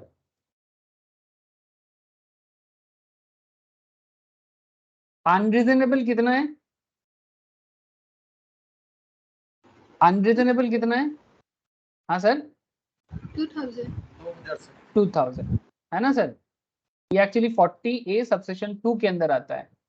तो ये जो भाई को 40,000 का, सॉरी 40 नहीं 10,000 का सैलरी दिया था, उसमें 2,000 अनरीजनेबल है। अब 2,000 का जो अनरीजनेबल अमाउंट है, ठीक है, 2,000 का जो अनरीजनेबल अमाउंट है वो आपने क्या कर दिया सर, वो आपने पीएल में डेबिट कर दिया, ये सर नो। मानी इस 10,000 के अंदर 2,000 एक्स्ट्रा अमाउंट यहाँ पर माइनस हो गया है। बात समझ में आ रहा है कि नहीं आ रहा है। ये जो सैलरी है, इस सैलरी के अंदर ऐसा एक अमाउंट है जो 10,000 जो भाई को दिया गया है, जिसमें 2,000 अनरीजनेबल है। अब आप मुझे बताओ, ये जो 2,000 अनरिजनेबल के कारण आपका प्रॉफिट कम नहीं हो गया, माने कम हो गया ना, हाँ या ना। हाँ सर। अब यही तो चक्कर है, इस तरह का किसी भी कारण से अगर प्रॉफिट कम हो गया होगा तो उसको ऐड कर देना है, माने प्रॉफिट गलत हो गया है, जिसमें 2,000 का गलती है, अब 2,000 का गलती को ठीक कर लो। ठीक है, तो कैसे ठीक करोगे, एड बैक कर दो। Salary paid to brother unreasonable, section 40 है सबसेक्शन 2, सेक्शन अगर याद रहे ना मेंशन करना, बट गलत सेक्शन मेंशन मत कर, ठीक है। अगर याद नहीं है तो गलत चीजें मत लिखना, लेकिन अगर पढ़ाई अच्छे से किए हो, कॉन्फिडेंट हो, तो सेक्शन मेंशन करना एग्जाम में, बिल्कुल करना। और अगर याद नहीं है तो रीजनेबल बोल के लिख लेना, मतलब रीजनेबल नहीं सॉरी, रेलिवेंट बोल के लिख लेना। बट देखो सर सीए में सीएस लेवल में उम्मीद किया जाता है कि भाई स्टूडेंट को ये सब पता चले। तो salary paid to brother unreasonable 40 subsection 2 2,000 का हो गया है। अब ये भी बहुत काम बाकी है। अच्छा, अब आपको एक क्लोजिंग स्टॉक का भी हिसाब बता देता हूँ।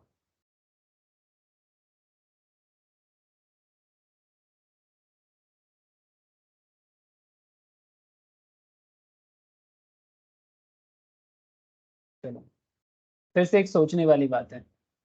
सर आप लोग मुझे बता दो, आप लोग को पता है जो लोग अकाउंट्स का नॉलेज अच्छे से रखते हो वो लोग अभी तुरंत बता देंगे मुझे। सर क्लोजिंग स्टॉक अगर वैल्यू कम दिखाया जा रहा है तो पीएल में क्या इफेक्ट पड़ेगा? मैं एक डेमो दे रहा हूं। मानो कि आपका ये सेल साइड है, बाई सेल्स। मानो आपने 1 लाख का सेल्स किया, ठीक है, 1 लाख का। इधर आपका खर्चा है टू एक्सपेंस बोल के, आप इधर या परचेज बोल के। हाँ कोई कुछ कहना चाहते हो, बोलो सर, बोलो बोलो। क्या क्या दिमाग में क्या आ रहा है, बोलो।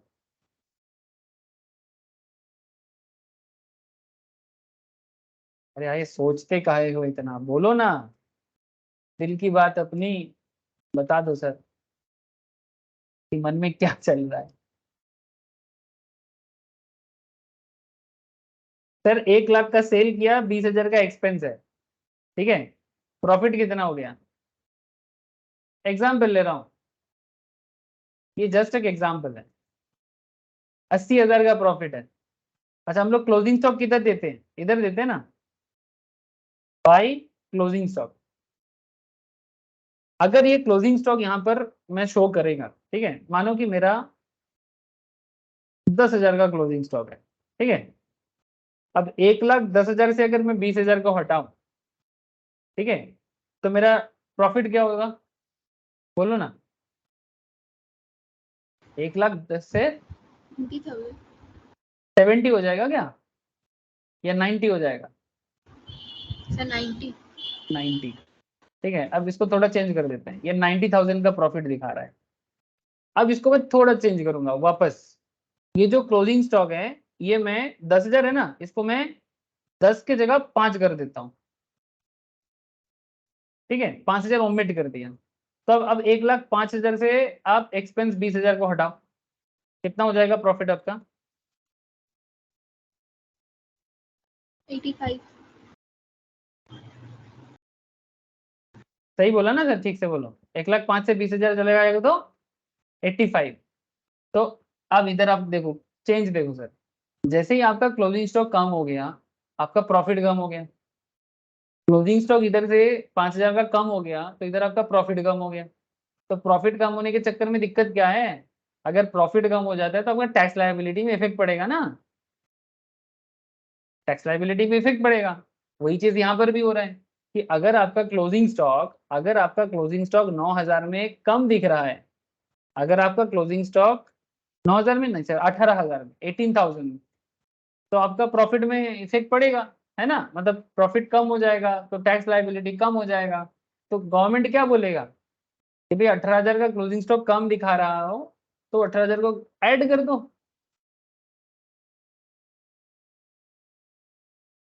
यस और नो? 18,000 को क्या करेंगे, ऐड करेंगे कि नहीं करेंगे, बोलो। जिसके कारण मेरा प्रॉफिट कम हो जा रहा है, डिपार्टमेंट कभी अलाउ करेगा मुझे?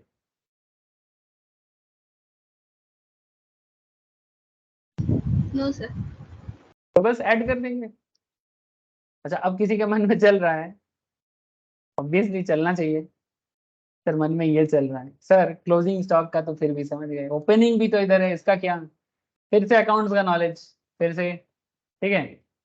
सिमिलरली अब मैं क्लोजिंग स्टॉक को थोड़ा साइड करता हूँ, अब मैं सिर्फ ओपनिंग स्टॉक। हाँ बोलो क्या हो जाएगा, profit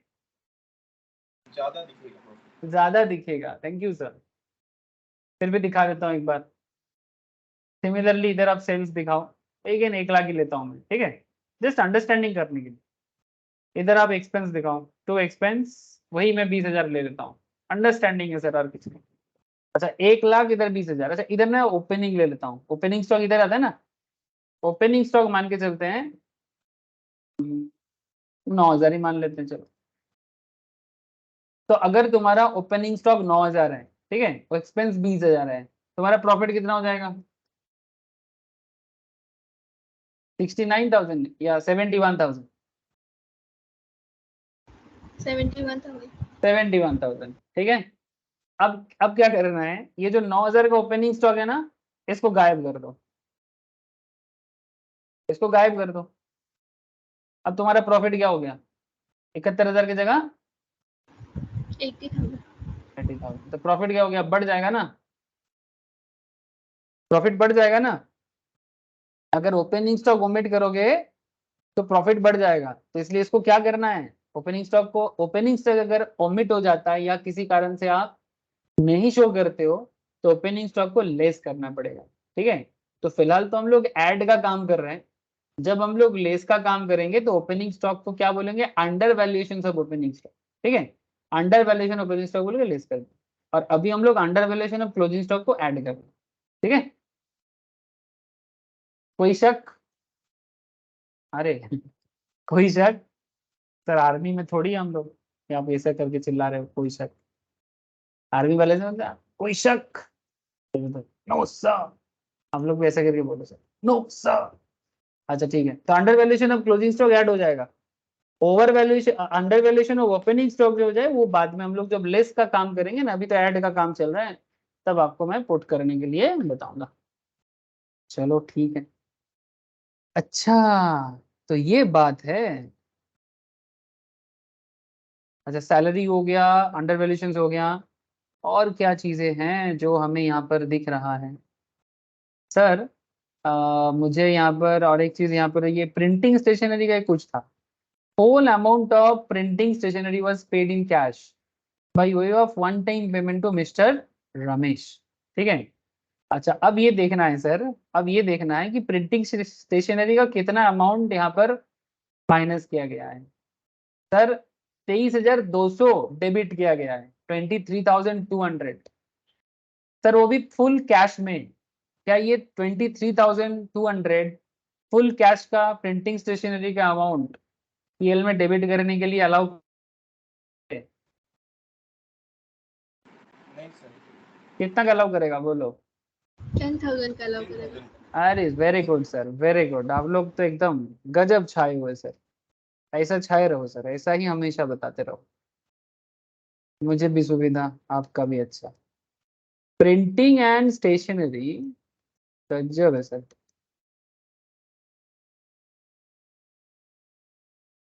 whole amount of printing and stationery paid in cash. अब पूरा का पूरा नकदी काम करोगे तो नकदी काम में दिक्कत क्या है ना, ब्लैक मनी का चक्कर हो जाता है, तो गवर्नमेंट अलाउड नहीं करता है सर, इसीलिए। ठीक है, गवर्नमेंट भी ना समझ गया सर, और धीरे धीरे कोशिश कर रहा है कि जितना हो सके देश से कैश को गायब करने के लिए। पूरा का नहीं कर सकता, पूरा नहीं कर सकता और हर जगह से नहीं कर सकता, बट एटलीस्ट जहां संभव हो। ठीक है, बड़ा बड़ा अमाउंट दो सर, छोटा अमाउंट ठीक है, बड़ा अमाउंट कैश में गवर्नमेंट आपको अलाउड नहीं करेगा। इसीलिए रिसेंटली फिर से 2,000 का नोट को वापस हटा लिया ना। हाँ, 2,000 का नोट को वापस हटा लिया, क्योंकि इसमें क्या है ना, क्रिमिनल एक्टिविटी बढ़ता है। ठीक है, चाहे वो टैक्स इवेशन हो, ठीक है, उसके अलावा मतलब क्या होता है ना, कैश ट्रांजैक्शन ज्यादा करता है, पैसा छुपा लेते हैं, फिर आपका जाल नोट जो है सर, फ्रॉडुलेंट जो नोट होते हैं ना, फॉर्जरी बहुत होते हैं, आतंकवादी का जो फंडिंग होता है ना उसमें सुविधा हो जाते हैं, काफी सारे मुद्दे हैं, लोगों को समझ नहीं होता है, वो चिल्लाते हैं। अगर उठाना ही था तो फिर लाया ही क्यों। सर वो क्या है ना, इकोनॉमी को चलाने के लिए कभी बार थोड़ा सा करना पड़ता है, और ये पूरा देश इतना बड़ा देश है। अब अगर कभी पहाड़ी साइड में जाओगे ना, वहां पर तो आधे से ज्यादा जगह में करंट काम नहीं करता, इलेक्ट्रिसिटी काम नहीं करता, नेटवर्क इश्यूज रहते हैं।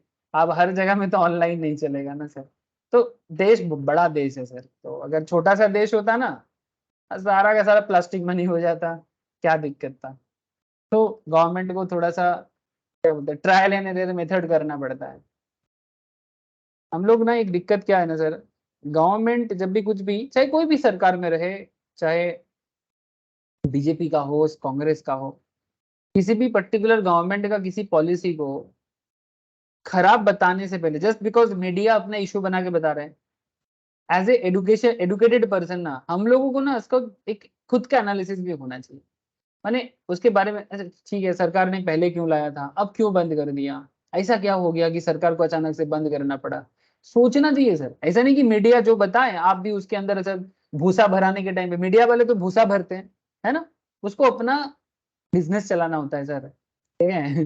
वो एक ही बात को घुमा फिरा के ऐसा बोलेगा जैसे कुछ स्पेशल बात हो गया, ठीक है। मीडिया वाले का उनका धंधा है, लेकिन पब्लिक को ना एनालिटिकल एबिलिटी रखना चाहिए, पब्लिक को अपना धंधा समझना चाहिए। ऐसा नहीं कि मीडिया जो दिखाए उसको हर बात को सच मान लिया जाए। स्पेशली मैं पॉलिटिकल मुद्दे पे बोल रहा हूँ।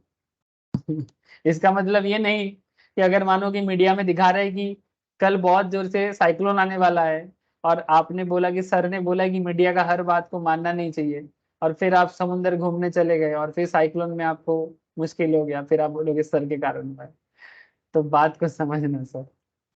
Printing and stationery, whole amount of printing and stationery paid in cash would be disallowed. क्या हो जाएगा? Would be disallowed since the amount exceeds 10,000।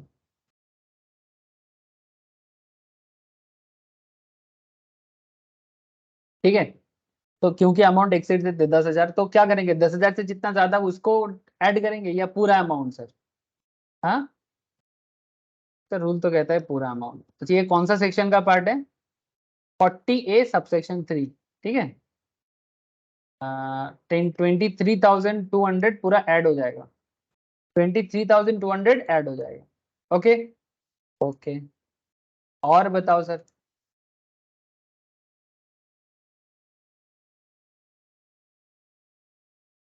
अच्छा, क्वेश्चन के अंदर सर हमें यहाँ पर दिख रहा था sir, loss on sale of share. Sir क्या कहते हो, ये जो लॉस ऑन, नहीं लॉस ऑन सेल, हाँ loss on sale of share जो है, क्या loss on sale of share हम डेबिट कर सकते हैं बिजनेस में?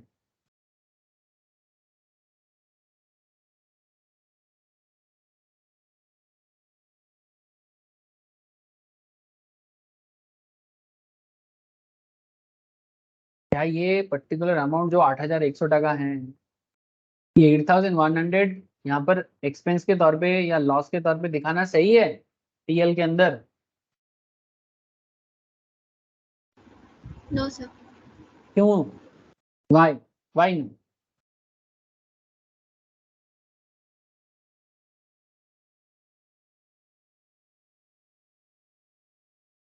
सर ये कैपिटल गेन का है, ये आपका बिजनेस के साथ जुड़ा हुआ थोड़ी है।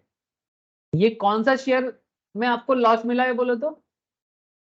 आपने किसी कंपनी का शेयर परचेज किया था, ठीक है, और फिर वो शेयर आपने जब बेचा आपको लॉस हुआ, वो वाला शेयर है। ये आपके बिजनेस का शेयर नहीं है, ठीक है। आपका बिजनेस का शेयर का कोई कनेक्शन इधर नहीं हो रहा है। ये बेसिकली आपने कहीं इन्वेस्ट वगैरह किया था जहां पर आपको लॉस हो गया। तो सर आपका प्रॉब्लम है, आपका कैपिटल गेन का इशू है ये। आपने कैपिटल लॉस खा लिया शॉर्ट टर्म में, तो उसको बिजनेस का लॉस खर्चा क्यों दिखा रहे हो?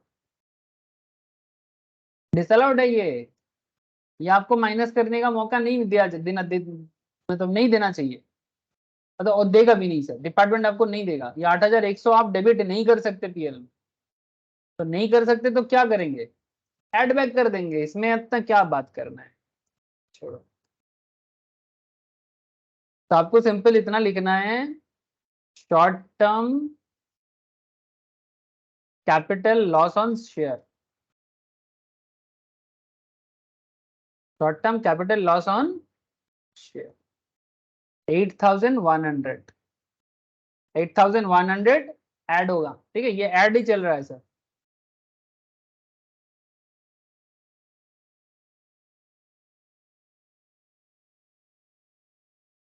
और कुछ आएगा ऐड करने के लिए? बोलो क्या लग रहा है? Sir depreciation. Depreciation, very good sir, depreciation आएगा, वेरी गुड। डेप्रिसिएशन जो है ये एज पर अकाउंट है ना? कितना बोला है डेप्रिसिएशन? 1,05,000। अच्छा, यहाँ पर इनकम टैक्स डिपार्टमेंट भी अपना डेप्रिसिएशन के बारे में इंफॉर्मेशन दिया है। तो कहीं ना कहीं हमें क्या करना पड़ेगा, इनकम टैक्स के डेप्रिसिएशन कैलकुलेट करना पड़ेगा, उसके लिए एक वर्किंग करना है। लेकिन फिलहाल मैं आपको एक चीज बताता हूँ क्योंकि अभी इनकम टैक्स का डिप्रिसिएशन का हिसाब हम लोग नहीं किए हैं, तो एक काम कर लेते हैं, जो भी इनकम टैक्स का हिसाब होगा वो बाद में हम लोग पुट करके लेस कर देंगे, ऑटो एडजस्ट हो जाएगा। तो फिलहाल क्या करना है, एज पर अकाउंटिंग जो डिप्रिसिएशन है उसको ऐड कर देते हैं, क्योंकि वो अलाउड नहीं करेगा, वो इनकम टैक्स डिपार्टमेंट अलाउड नहीं करेगा। ठीक है, तो हम लोगों को एक छोटा सा काम करना है यहाँ पर कि डिप्रिसिएशन,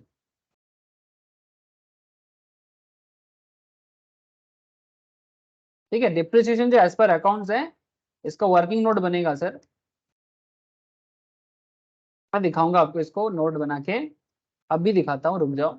लेकिन फिलहाल 1,05,000 को ऐड कर दो, क्योंकि इसका हिसाब में जो है ना इनकम टैक्स के साथ थोड़ा सा मिसमैच करता है, तो वो मिसमैच जो भी है ऑटो एडजस्ट होगा। यहाँ पर आप अकाउंट्स डिपार्टमेंट का डिप्रिसिएशन को ऐड कर दिए और इनकम टैक्स वाले को बाद में लेस कर देंगे, तो जैसे वो ऐड लेस हो जाएगा ऑटोमेटिक दोनों के अंदर एडजस्टमेंट आ जाएगा।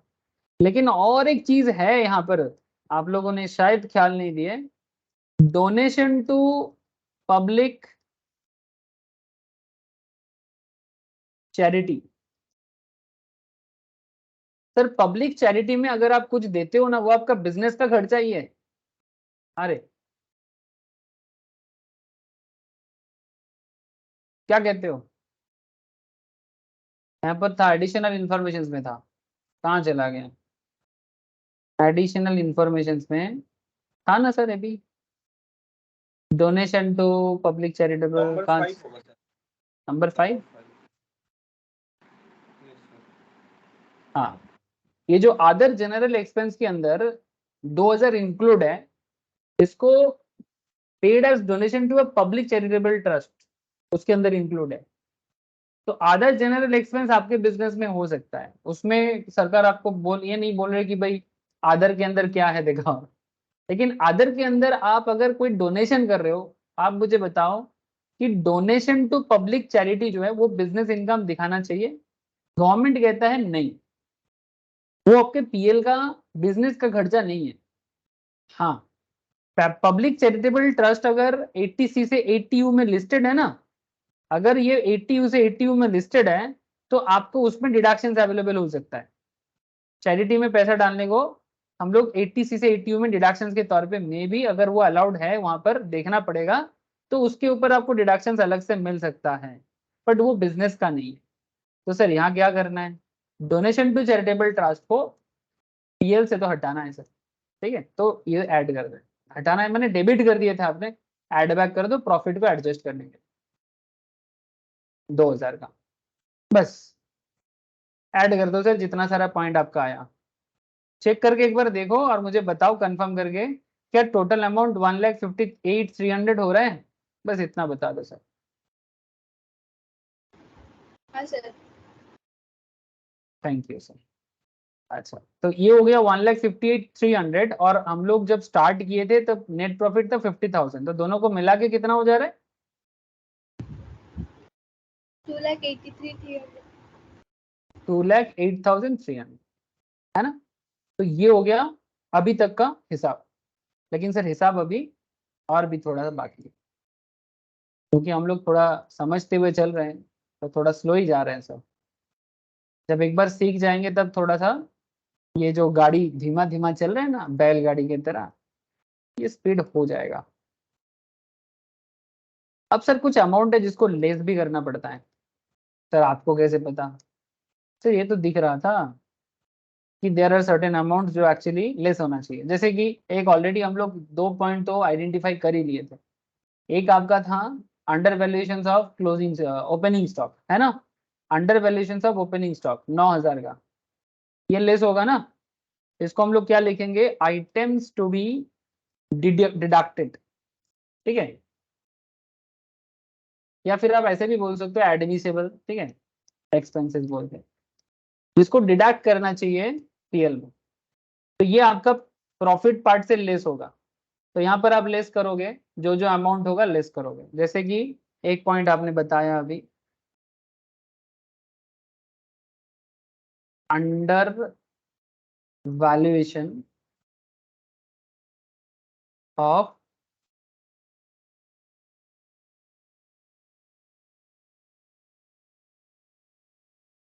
ओपनिंग स्टॉक कितने का है, 9,000 का, ठीक है, लेस होगा सर। अच्छा, और एक चीज सर हम लोग यहाँ पर देखे थे, income from UTI, income from UTI, ये actually income from other source में चार्ज होते हैं।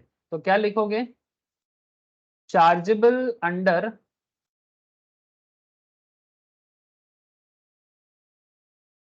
IFOs, income from other sources. कितने का था इनकम, ये अदर सोर्स का इनकम है, पीजीपीपी में इनकम नहीं दिखा सकते आप, ठीक है, गलती हो गया लैक ऑफ नॉलेज के कारण मे बी। तो इनकम फ्रॉम यूटीआई आपका बिजनेस इनकम नहीं है, यहाँ पर नहीं होगा, तो ये 2400 इधर भी लेस हो जाएगा। बस ये दोनों है, और कुछ मुझे लेस लाइक यहाँ पर मुझे ऐसा तो नहीं दिखा। हाँ, एक चीज है, डिप्रिसिएशन जो एज पर इनकम टैक्स होना चाहिए, है ना सर, एज पर इनकम टैक्स जो डिप्रिसिएशन होना चाहिए उसको भी लेस कर देना चाहिए। तो एक काम कर लेते हैं, एक काम करते हैं, यहाँ पर इसको क्लोज कर देते हैं, ठीक है। तो इधर 9,000 हो गया, इधर 2,400, 11,400 हो गया। जो हमारा लेटेस्ट अमाउंट था 2,08,300 के साथ इसको लेस कर दो, कितना आ जाएगा सर, प्लीज एक बार कंफर्म करना, 196,900 आ रहा है कि नहीं, मुझे इतना मुझे बता देना सर। हाँ सर।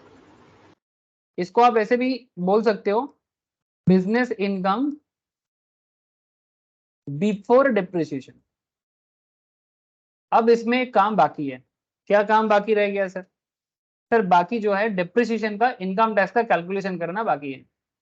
तो इसके लिए ना हम लोग थोड़ा वर्किंग्स में जाएंगे और फिर आके इस पार्ट को कंप्लीट करेंगे, ठीक है। तो हम लोग चल रहे हैं सर, इनकम टैक्स का जो हिसाब है, मतलब डिप्रिसिएशन का हिसाब है उसको कैलकुलेट करने के लिए। तो वर्किंग नोट 1 पहले ही मैं लिखा था, तो उसको अभी आप कंप्लीट कर लो, कैलकुलेशन ऑफ डिप्रिसिएशन। मैं नॉर्मली पसंद करता हूँ वर्किंग अलग दिखाने का, कोई कोई क्या करते हैं ना, फॉर्मेट के अंदर ही कैलकुलेशन करके पुट कर देते हैं, दोनों सही है, कोई दिक्कत नहीं।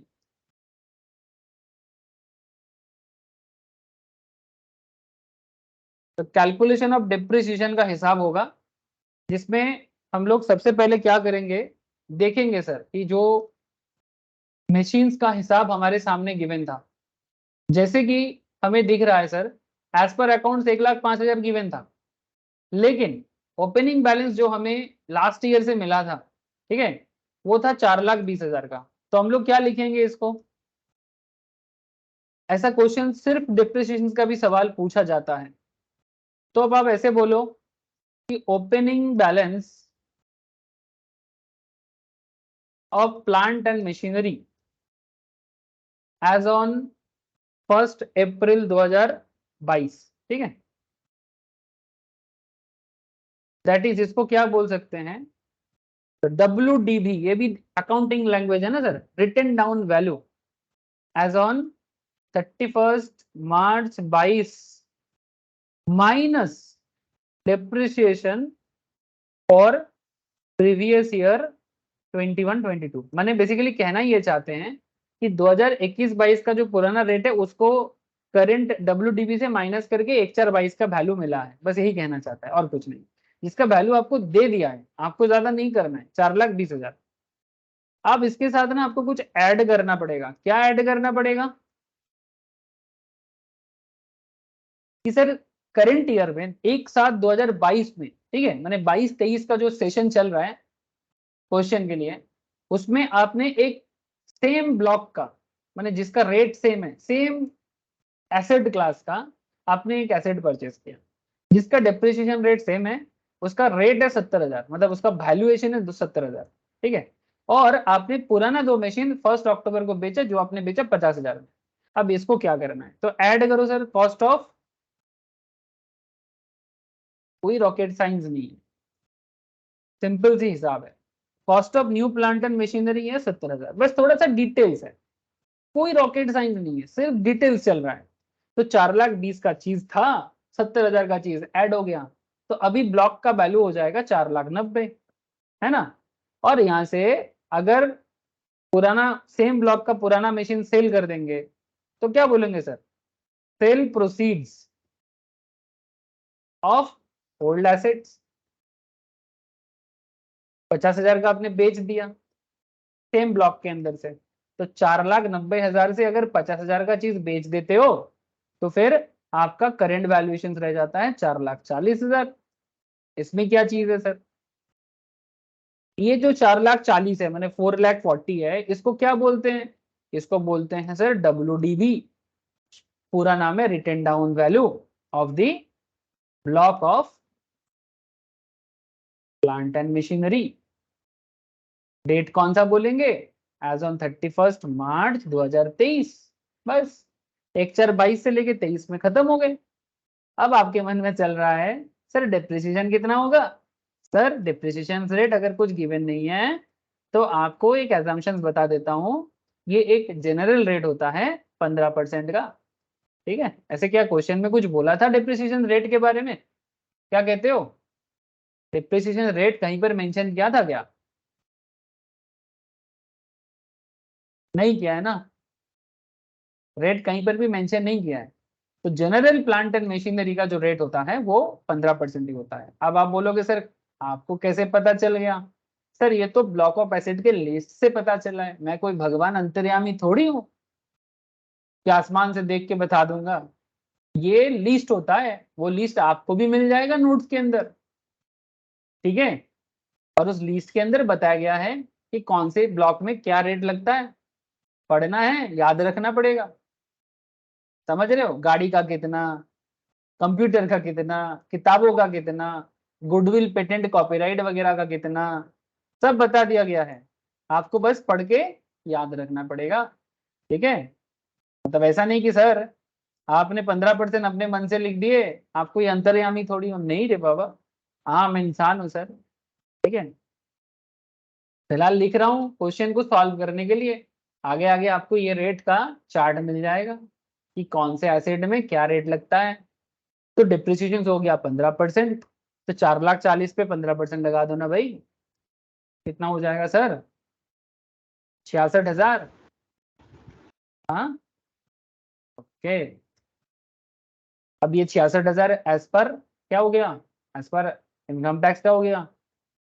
सवाल उठता है सर एडिशनल डिप्रिसिएशन आएगा कि नहीं? अरे एडिशनल डिप्रिसिएशन नहीं आएगा ना, बिकॉज ये कोई मिस्टर शिवम जो है ये किसी भी तरह का मैन्युफैक्चरिंग एंटिटी नहीं चलाता है ना। तो इसलिए लिख भी दे सकते हो आप नोट की तरह, नो एडिशनल डिप्रिसिएशन। मैं शॉर्ट में लिखा, पूरा लिख दो सर।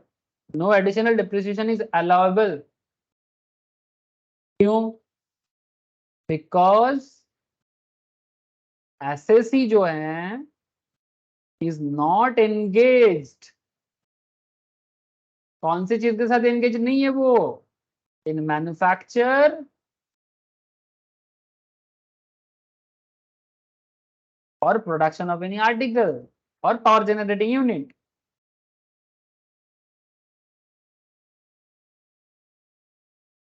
जो लास्ट दिन मैंने आपको प्रोफार्मा में भी बताया था, अगर ये कोई मैन्युफैक्चर करता, पावर जनरेटिंग यूनिट के साथ होता, कोई आर्टिकल प्रोडक्शन करता, तो फिर 20% का एक्स्ट्रा डिप्रिसिएशन का बेनिफिट ले पाता। लेकिन यहाँ पर नहीं ले पाएगा। ओके, यहाँ पर नहीं ले पाएगा। तो क्या करना है? 66,000 को क्या करना है? माइनस करना है, और क्या। तो बिजनेस इनकम पहले से ही मिल गया था सर। सर अब ऐसे गाना गाना गाने के टाइप में क्यों बात करते हो सर? ये कुछ नहीं निकल जाता है क्वेश्चन कराने के टाइम पे।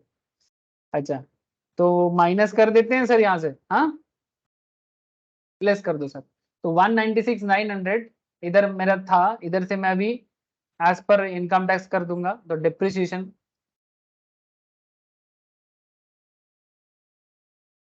वर्किंग नोट 1 में आप चेक कर लो कितना हुआ है, 66,000। तो 196,900 से 66 चला जाएगा तो मेरा हिसाब रहेगा 1,30,900। 1,30,900। ये क्या है? ये क्या है सर? इनकम, या फिर ऐसे बोलो बिजनेस इनकम, या फिर ऐसे भी बोल सकते हैं इनकम फ्रॉम पीजीबीपी। क्या बोलेंगे? Income from profits and gains in business and professions, ऐसे बोलो।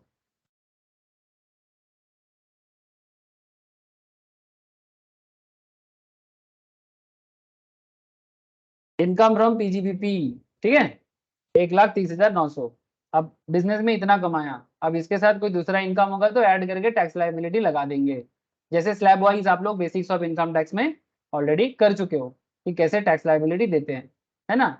वही आप तो 2.5 लाख नहीं, 2.5 लाख से 5 लाख 5%, 5 लाख से ऊपर जाए तो कितना, 5 लाख से 10 लाख 20%, 10 लाख के ऊपर जाए तो 30%, 50 लाख ऊपर चला जाए तो 4.5 लग जाएगा, है ना। सो ये नॉर्मल स्लैब का सिस्टम है। लेकिन किंतु परंतु बंधु, सामने जब आता है क्या, प्रिजम्पटिव, हाँ सर, सामने जब प्रिजम्पटिव टैक्सेशन आ जाए तब क्या करे, बात समझ रहे हो सर। यहाँ पर खेल में थोड़ा ट्विस्ट है।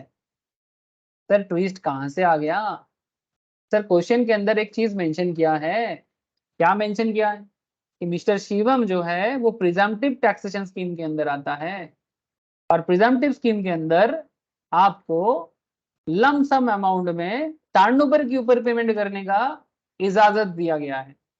सर ये तो नया बात हो गया। हाँ sir, it's a new thing, obviously जिनको पहले नहीं पता था उनको पता लगा। मतलब ये मैंने डिटेल्स में पहले नहीं पढ़ाया सर, 44AD का पार्ट है ये। मैंने अभी तक डिटेल्स में 44AD आप लोगों को नहीं पढ़ाया, तो फिर क्यों करा रहे हो। सर करा दिया, कोई पत्थर की लकीर है कि नहीं करा सकते। मिस्टर शिवम 44AD के तहत प्रिजम्पटिव स्कीम के अंदर है, और आपको बोला है कि प्रिजम्पटिव स्कीम में इनका कैलकुलेशन करके बताओ कि कितना टैक्स देना पड़ेगा। तो क्योंकि ये प्रिजम्पटिव स्कीम के अंदर है, तो प्रिजम्पटिव स्कीम का नियम बोलता है कि वो 6% का टैक्स लायबिलिटी टर्नओवर के ऊपर देगा। सर 6 या तो 8, 2 पॉइंट होता है, या तो 6% या तो 8%। अब आप फिर से सोच रहे हो कि सर आप मनगढ़ंत कहानी बता रहे हो, माने अंतर्यामी की तरह कुछ भी नियम कहाँ से भी लाके बता दे रहे हो। ऐसा कुछ भी नहीं है, सब कुछ लिखा हुआ है। सर कहाँ, चलो दिखाते हैं, दिखाते हैं सर। फाइनल आंसर देने से पहले आपको मैं थोड़ा नियम बता देता हूँ। सर अपने मन का नियम तो नहीं बताएंगे ना, अरे नहीं, देखो सब सरकार का दिया हुआ नियम है। हम लोग कौन है सर, हम लोग सरकार के अंदर रहने वाले पब्लिक हैं, नियम का पालन करेंगे और कुछ नहीं। तो 44AD कहाँ चला गया, इधर आ गया, मिल गया सर। क्या लिखा है प्रोविजंस में, देख लो क्या कहता है प्रोविजंस। सर प्रोविजंस ये कहते हैं कि ये प्रिजम्पटिव इनकम प्रोविजंस है, जिसमें सेक्शन 44AD बात करता है। और 44AD क्या बात करता है, 44AD ये बात करता है एनी इंडिविजुअल, जैसे हमारे यहाँ पर तो इंडिविजुअल का ही क्वेश्चन था, लेकिन HUF भी हो सकता था, कोई पार्टनरशिप फार्म हो सकता था, LLP छोड़ के, लिमिटेड लाइबिलिटी फार्म को छोड़ के, who has not claim deductions under section 10AA। Sir 10AA कहाँ पढ़ाया गया, सर ये एग्रीकल्चर इनकम पढ़ाने के टाइम पे बोला गया। या फिर अगर किसी ने चैप्टर 6A के अंदर 80C से 80U में किसी भी तरह का डिडक्शन क्लेम नहीं किया in respect of certain income engaged in any business except the business of flying, hiring, leasing goods of carriages. Sir जो लोग ट्रांसपोर्टिंग बिजनेस करता है ना, उनके लिए सरकार का थोड़ा अलग नियम है, जो 44AE के अंदर बोला है। ये भी क्वेश्चन करवाऊंगा आप लोगों को, ठीक है, कि जो ट्रांसपोर्ट सेगमेंट में काम करते हैं 44AE के तरह मतलब तहत उनका कैलकुलेशंस कैसे होते हैं, मैंने एक्चुअली कितना गाड़ी होता है ना उसके ऊपर डिपेंड करता है, ठीक है। गाड़ियों का संख्या कितना है वो सब मैटर करता है, छोटा गाड़ी बड़ा गाड़ी, ठीक है, वो लेडन वेट अनलेडन वेट बहुत सारा मैटर चीज है, आगे बात करूंगा 44AE के अंदर। लेकिन फिलहाल आपको यहाँ बताया जा रहा है, आप सिंपल सोचो इसको, कि अगर आपने किसी दूसरे चीज में, किसी दूसरे सेक्शंस में आपने कोई बिजनेस के ऊपर किसी भी तरह का डिडक्शन क्लेम नहीं किया, तो आप यहाँ पर प्रिजम्पटिव स्कीम के अंदर आ सकते हो, जिसमें नियम बोलता है 8% of gross receipts or total turnover of such higher sum claimed to have been earned by him. However, the presumptive income would be 6% instead of 8% of total turnover or sales in respect of the amount which is received. अगर individual या HUF business ने, Hindu undivided family business ने income को cash पे नहीं, account पे ही check या फिर ऑनलाइन ट्रांजैक्शंस में रिसीव किया है तो 6% टैक्स लगाया जाएगा, ना कि मतलब इनकम जनरेशन को टैक्स नहीं सर, ये टैक्स का रेट नहीं है, ये इनकम का रेट है कि आपका जो टर्नओवर रहेगा, टर्नओवर के ऊपर 6% माना जाएगा, ना कि 8%। ठीक है, अगर आपने सारा खेल ऑनलाइन करते हो तो, या तो चेक के थ्रू से, या तो बैंक ट्रांसफर, या तो electronic transfer, something like that, cash में नहीं। ओके, कैश में करोगे तो 8% मान लिया जाएगा ड्यूरिंग द प्रीवियस ईयर और before the due date of filing of return under section 139 subsection 1 in respect of that previous year, in respect of that previous. ठीक है, इतनी सी बात है। अब एक साथ सारा सेक्शन नहीं बोलेंगे, बस सिंपल इतना याद रखो, 44 AD ये परमिशन देता है। और क्योंकि इन दिस क्वेश्चन, ये जो क्वेश्चन हम लोग अभी सॉल्व कर रहे हैं, इस क्वेश्चन के अंदर शिवम जी के लिए ये बोला गया है, शिवम जी के लिए ये बोला गया है कि मिस्टर शिवम जो है वो किसके अंदर आता है, वो प्रिजम्पटिव के अंदर आता है। ठीक है, तो फिर छोटा सा काम है, टर्नओवर को फाइंड आउट करो, टर्नओवर को फाइंड आउट करो और टर्नओवर के ऊपर टैक्स लायबिलिटी कैलकुलेट करके बता दो, नहीं सॉरी, इनकम कैलकुलेट करके बता दो, उसके ऊपर उसका टैक्स लायबिलिटी कैलकुलेशन हो जाएगा। ऑलरेडी हम लोग ऐसे नॉर्मल इनकम कैलकुलेट कर चुके हैं कि मिस्टर शिवम का क्या टैक्स होगा, इनकम क्या होगा, वो कैलकुलेशन कर चुके हैं, बट क्योंकि वो प्रिजम्पटिव में है तो उसका इनकम थोड़ा अलग होगा, क्योंकि हम लोग प्रिजम्पटिव में है तो उसका इनकम थोड़ा अलग होगा। और कितना अलग होगा, चलो देख लेते हैं सर।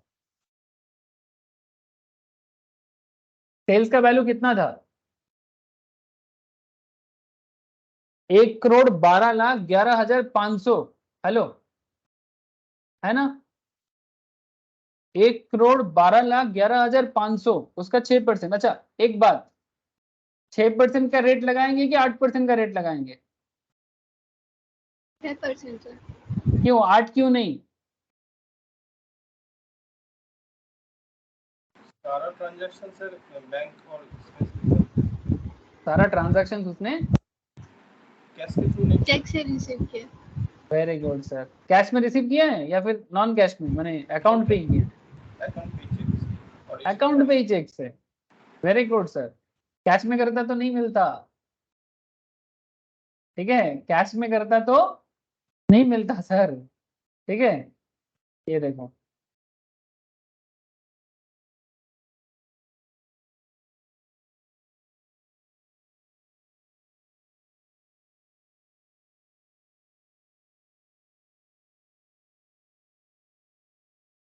तो क्वेश्चन कहाँ गायब हो जा रहा है, तो मिल गया सर। क्वेश्चन के अंदर था लिखा, क्या लिखा था, assume that the whole of the amount of turnover received by account by check or use of electronic clearing system through bank account during the previous year, ये बोला हुआ है whole of the amount of turnover। so आपको बस छोटा सा चीज लिखना है,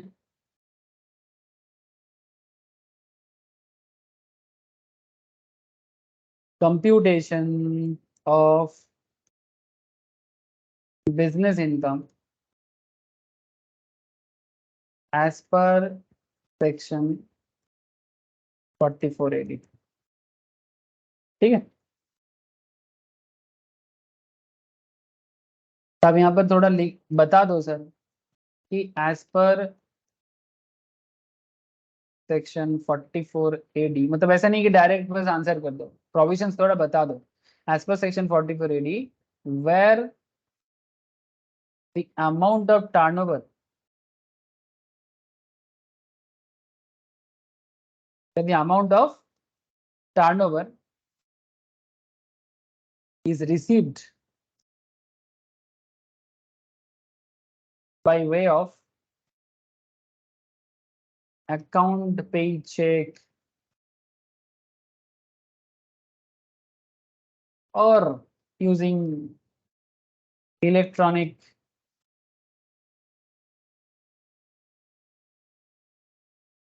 system to bank account,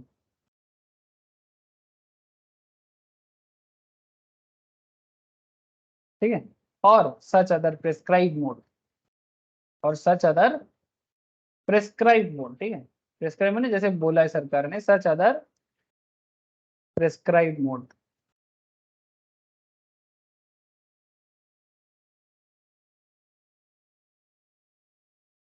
then the presumptive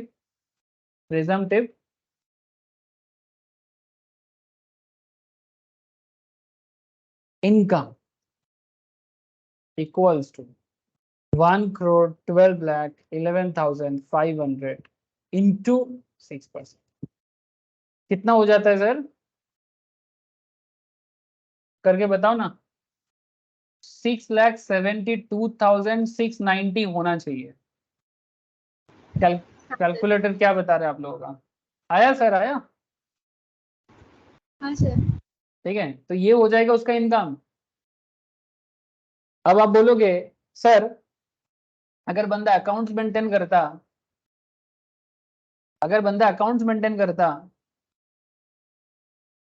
तो फिर उसका टैक्स मतलब इनकम कम है। अकाउंट्स मेंटेन करके उसका इनकम है 1,30,900, लेकिन क्योंकि वो प्रिजम्पटिव सिस्टम में है, अकाउंट्स वगैरह कुछ भी मेंटेन नहीं होता उसका, तो उसको प्रिजम्पटिव स्कीम में वो है, तो उसको 6,72,690 उसका इनकम माना जाएगा। तो नो डाउट उसका टैक्स लायबिलिटी हाई हो जाएगा। अब देखना पड़ेगा कि आप या तो टैक्स लायबिलिटी हाई होगा, यानी 6,72,690 पे अगर आप टैक्स भी कैलकुलेशन देख लोगे कितना हो जाएगा, टैक्स कैलकुलेशन करके देख लो, up to 2.5 lakh @NIL, greater than 2.5 to 5 lakh @5%, greater than 5 lakh to 6,72,690 @20%। Please tell me कितना हो रहा है? इसमें हो जाएगा 12,500 और इसमें हो जाएगा 1,72,690 पे 20%, कितना होगा?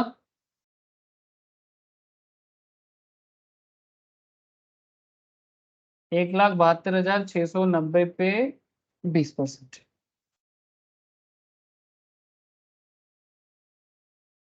34,538।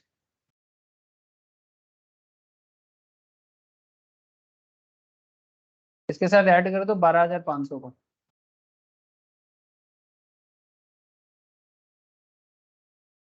$47,038, इसके ऊपर 4% सेस लगता है ना, तो 1,881 का सेस हो जाएगा। ठीक है, कितना था सर मैं भूल गया, 47,038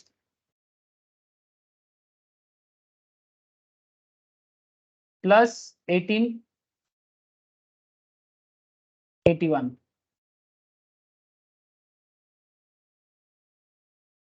टोटल करके जितना होता है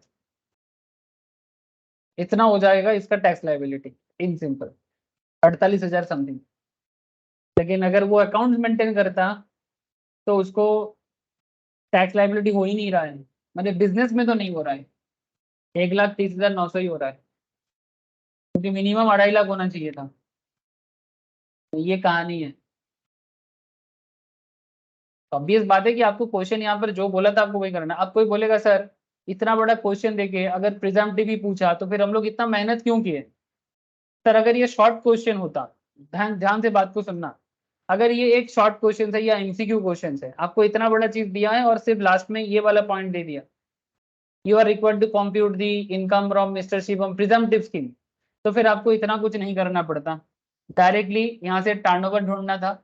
ठीक है, यहाँ से सेल्स टर्नओवर ढूंढना था और टर्नओवर के ऊपर अगर 6% होता तो 6%, अगर 8% होता तो 8% पुट करता, आंसर मिल जाता। लेकिन अगर ये एक ब्रॉड क्वेश्चन है, क्वेश्चन का मार्क्स देख के समझ जाना, तो इसका मतलब है कि आपको पूरा आंसर देना है, इतनी सी बात है।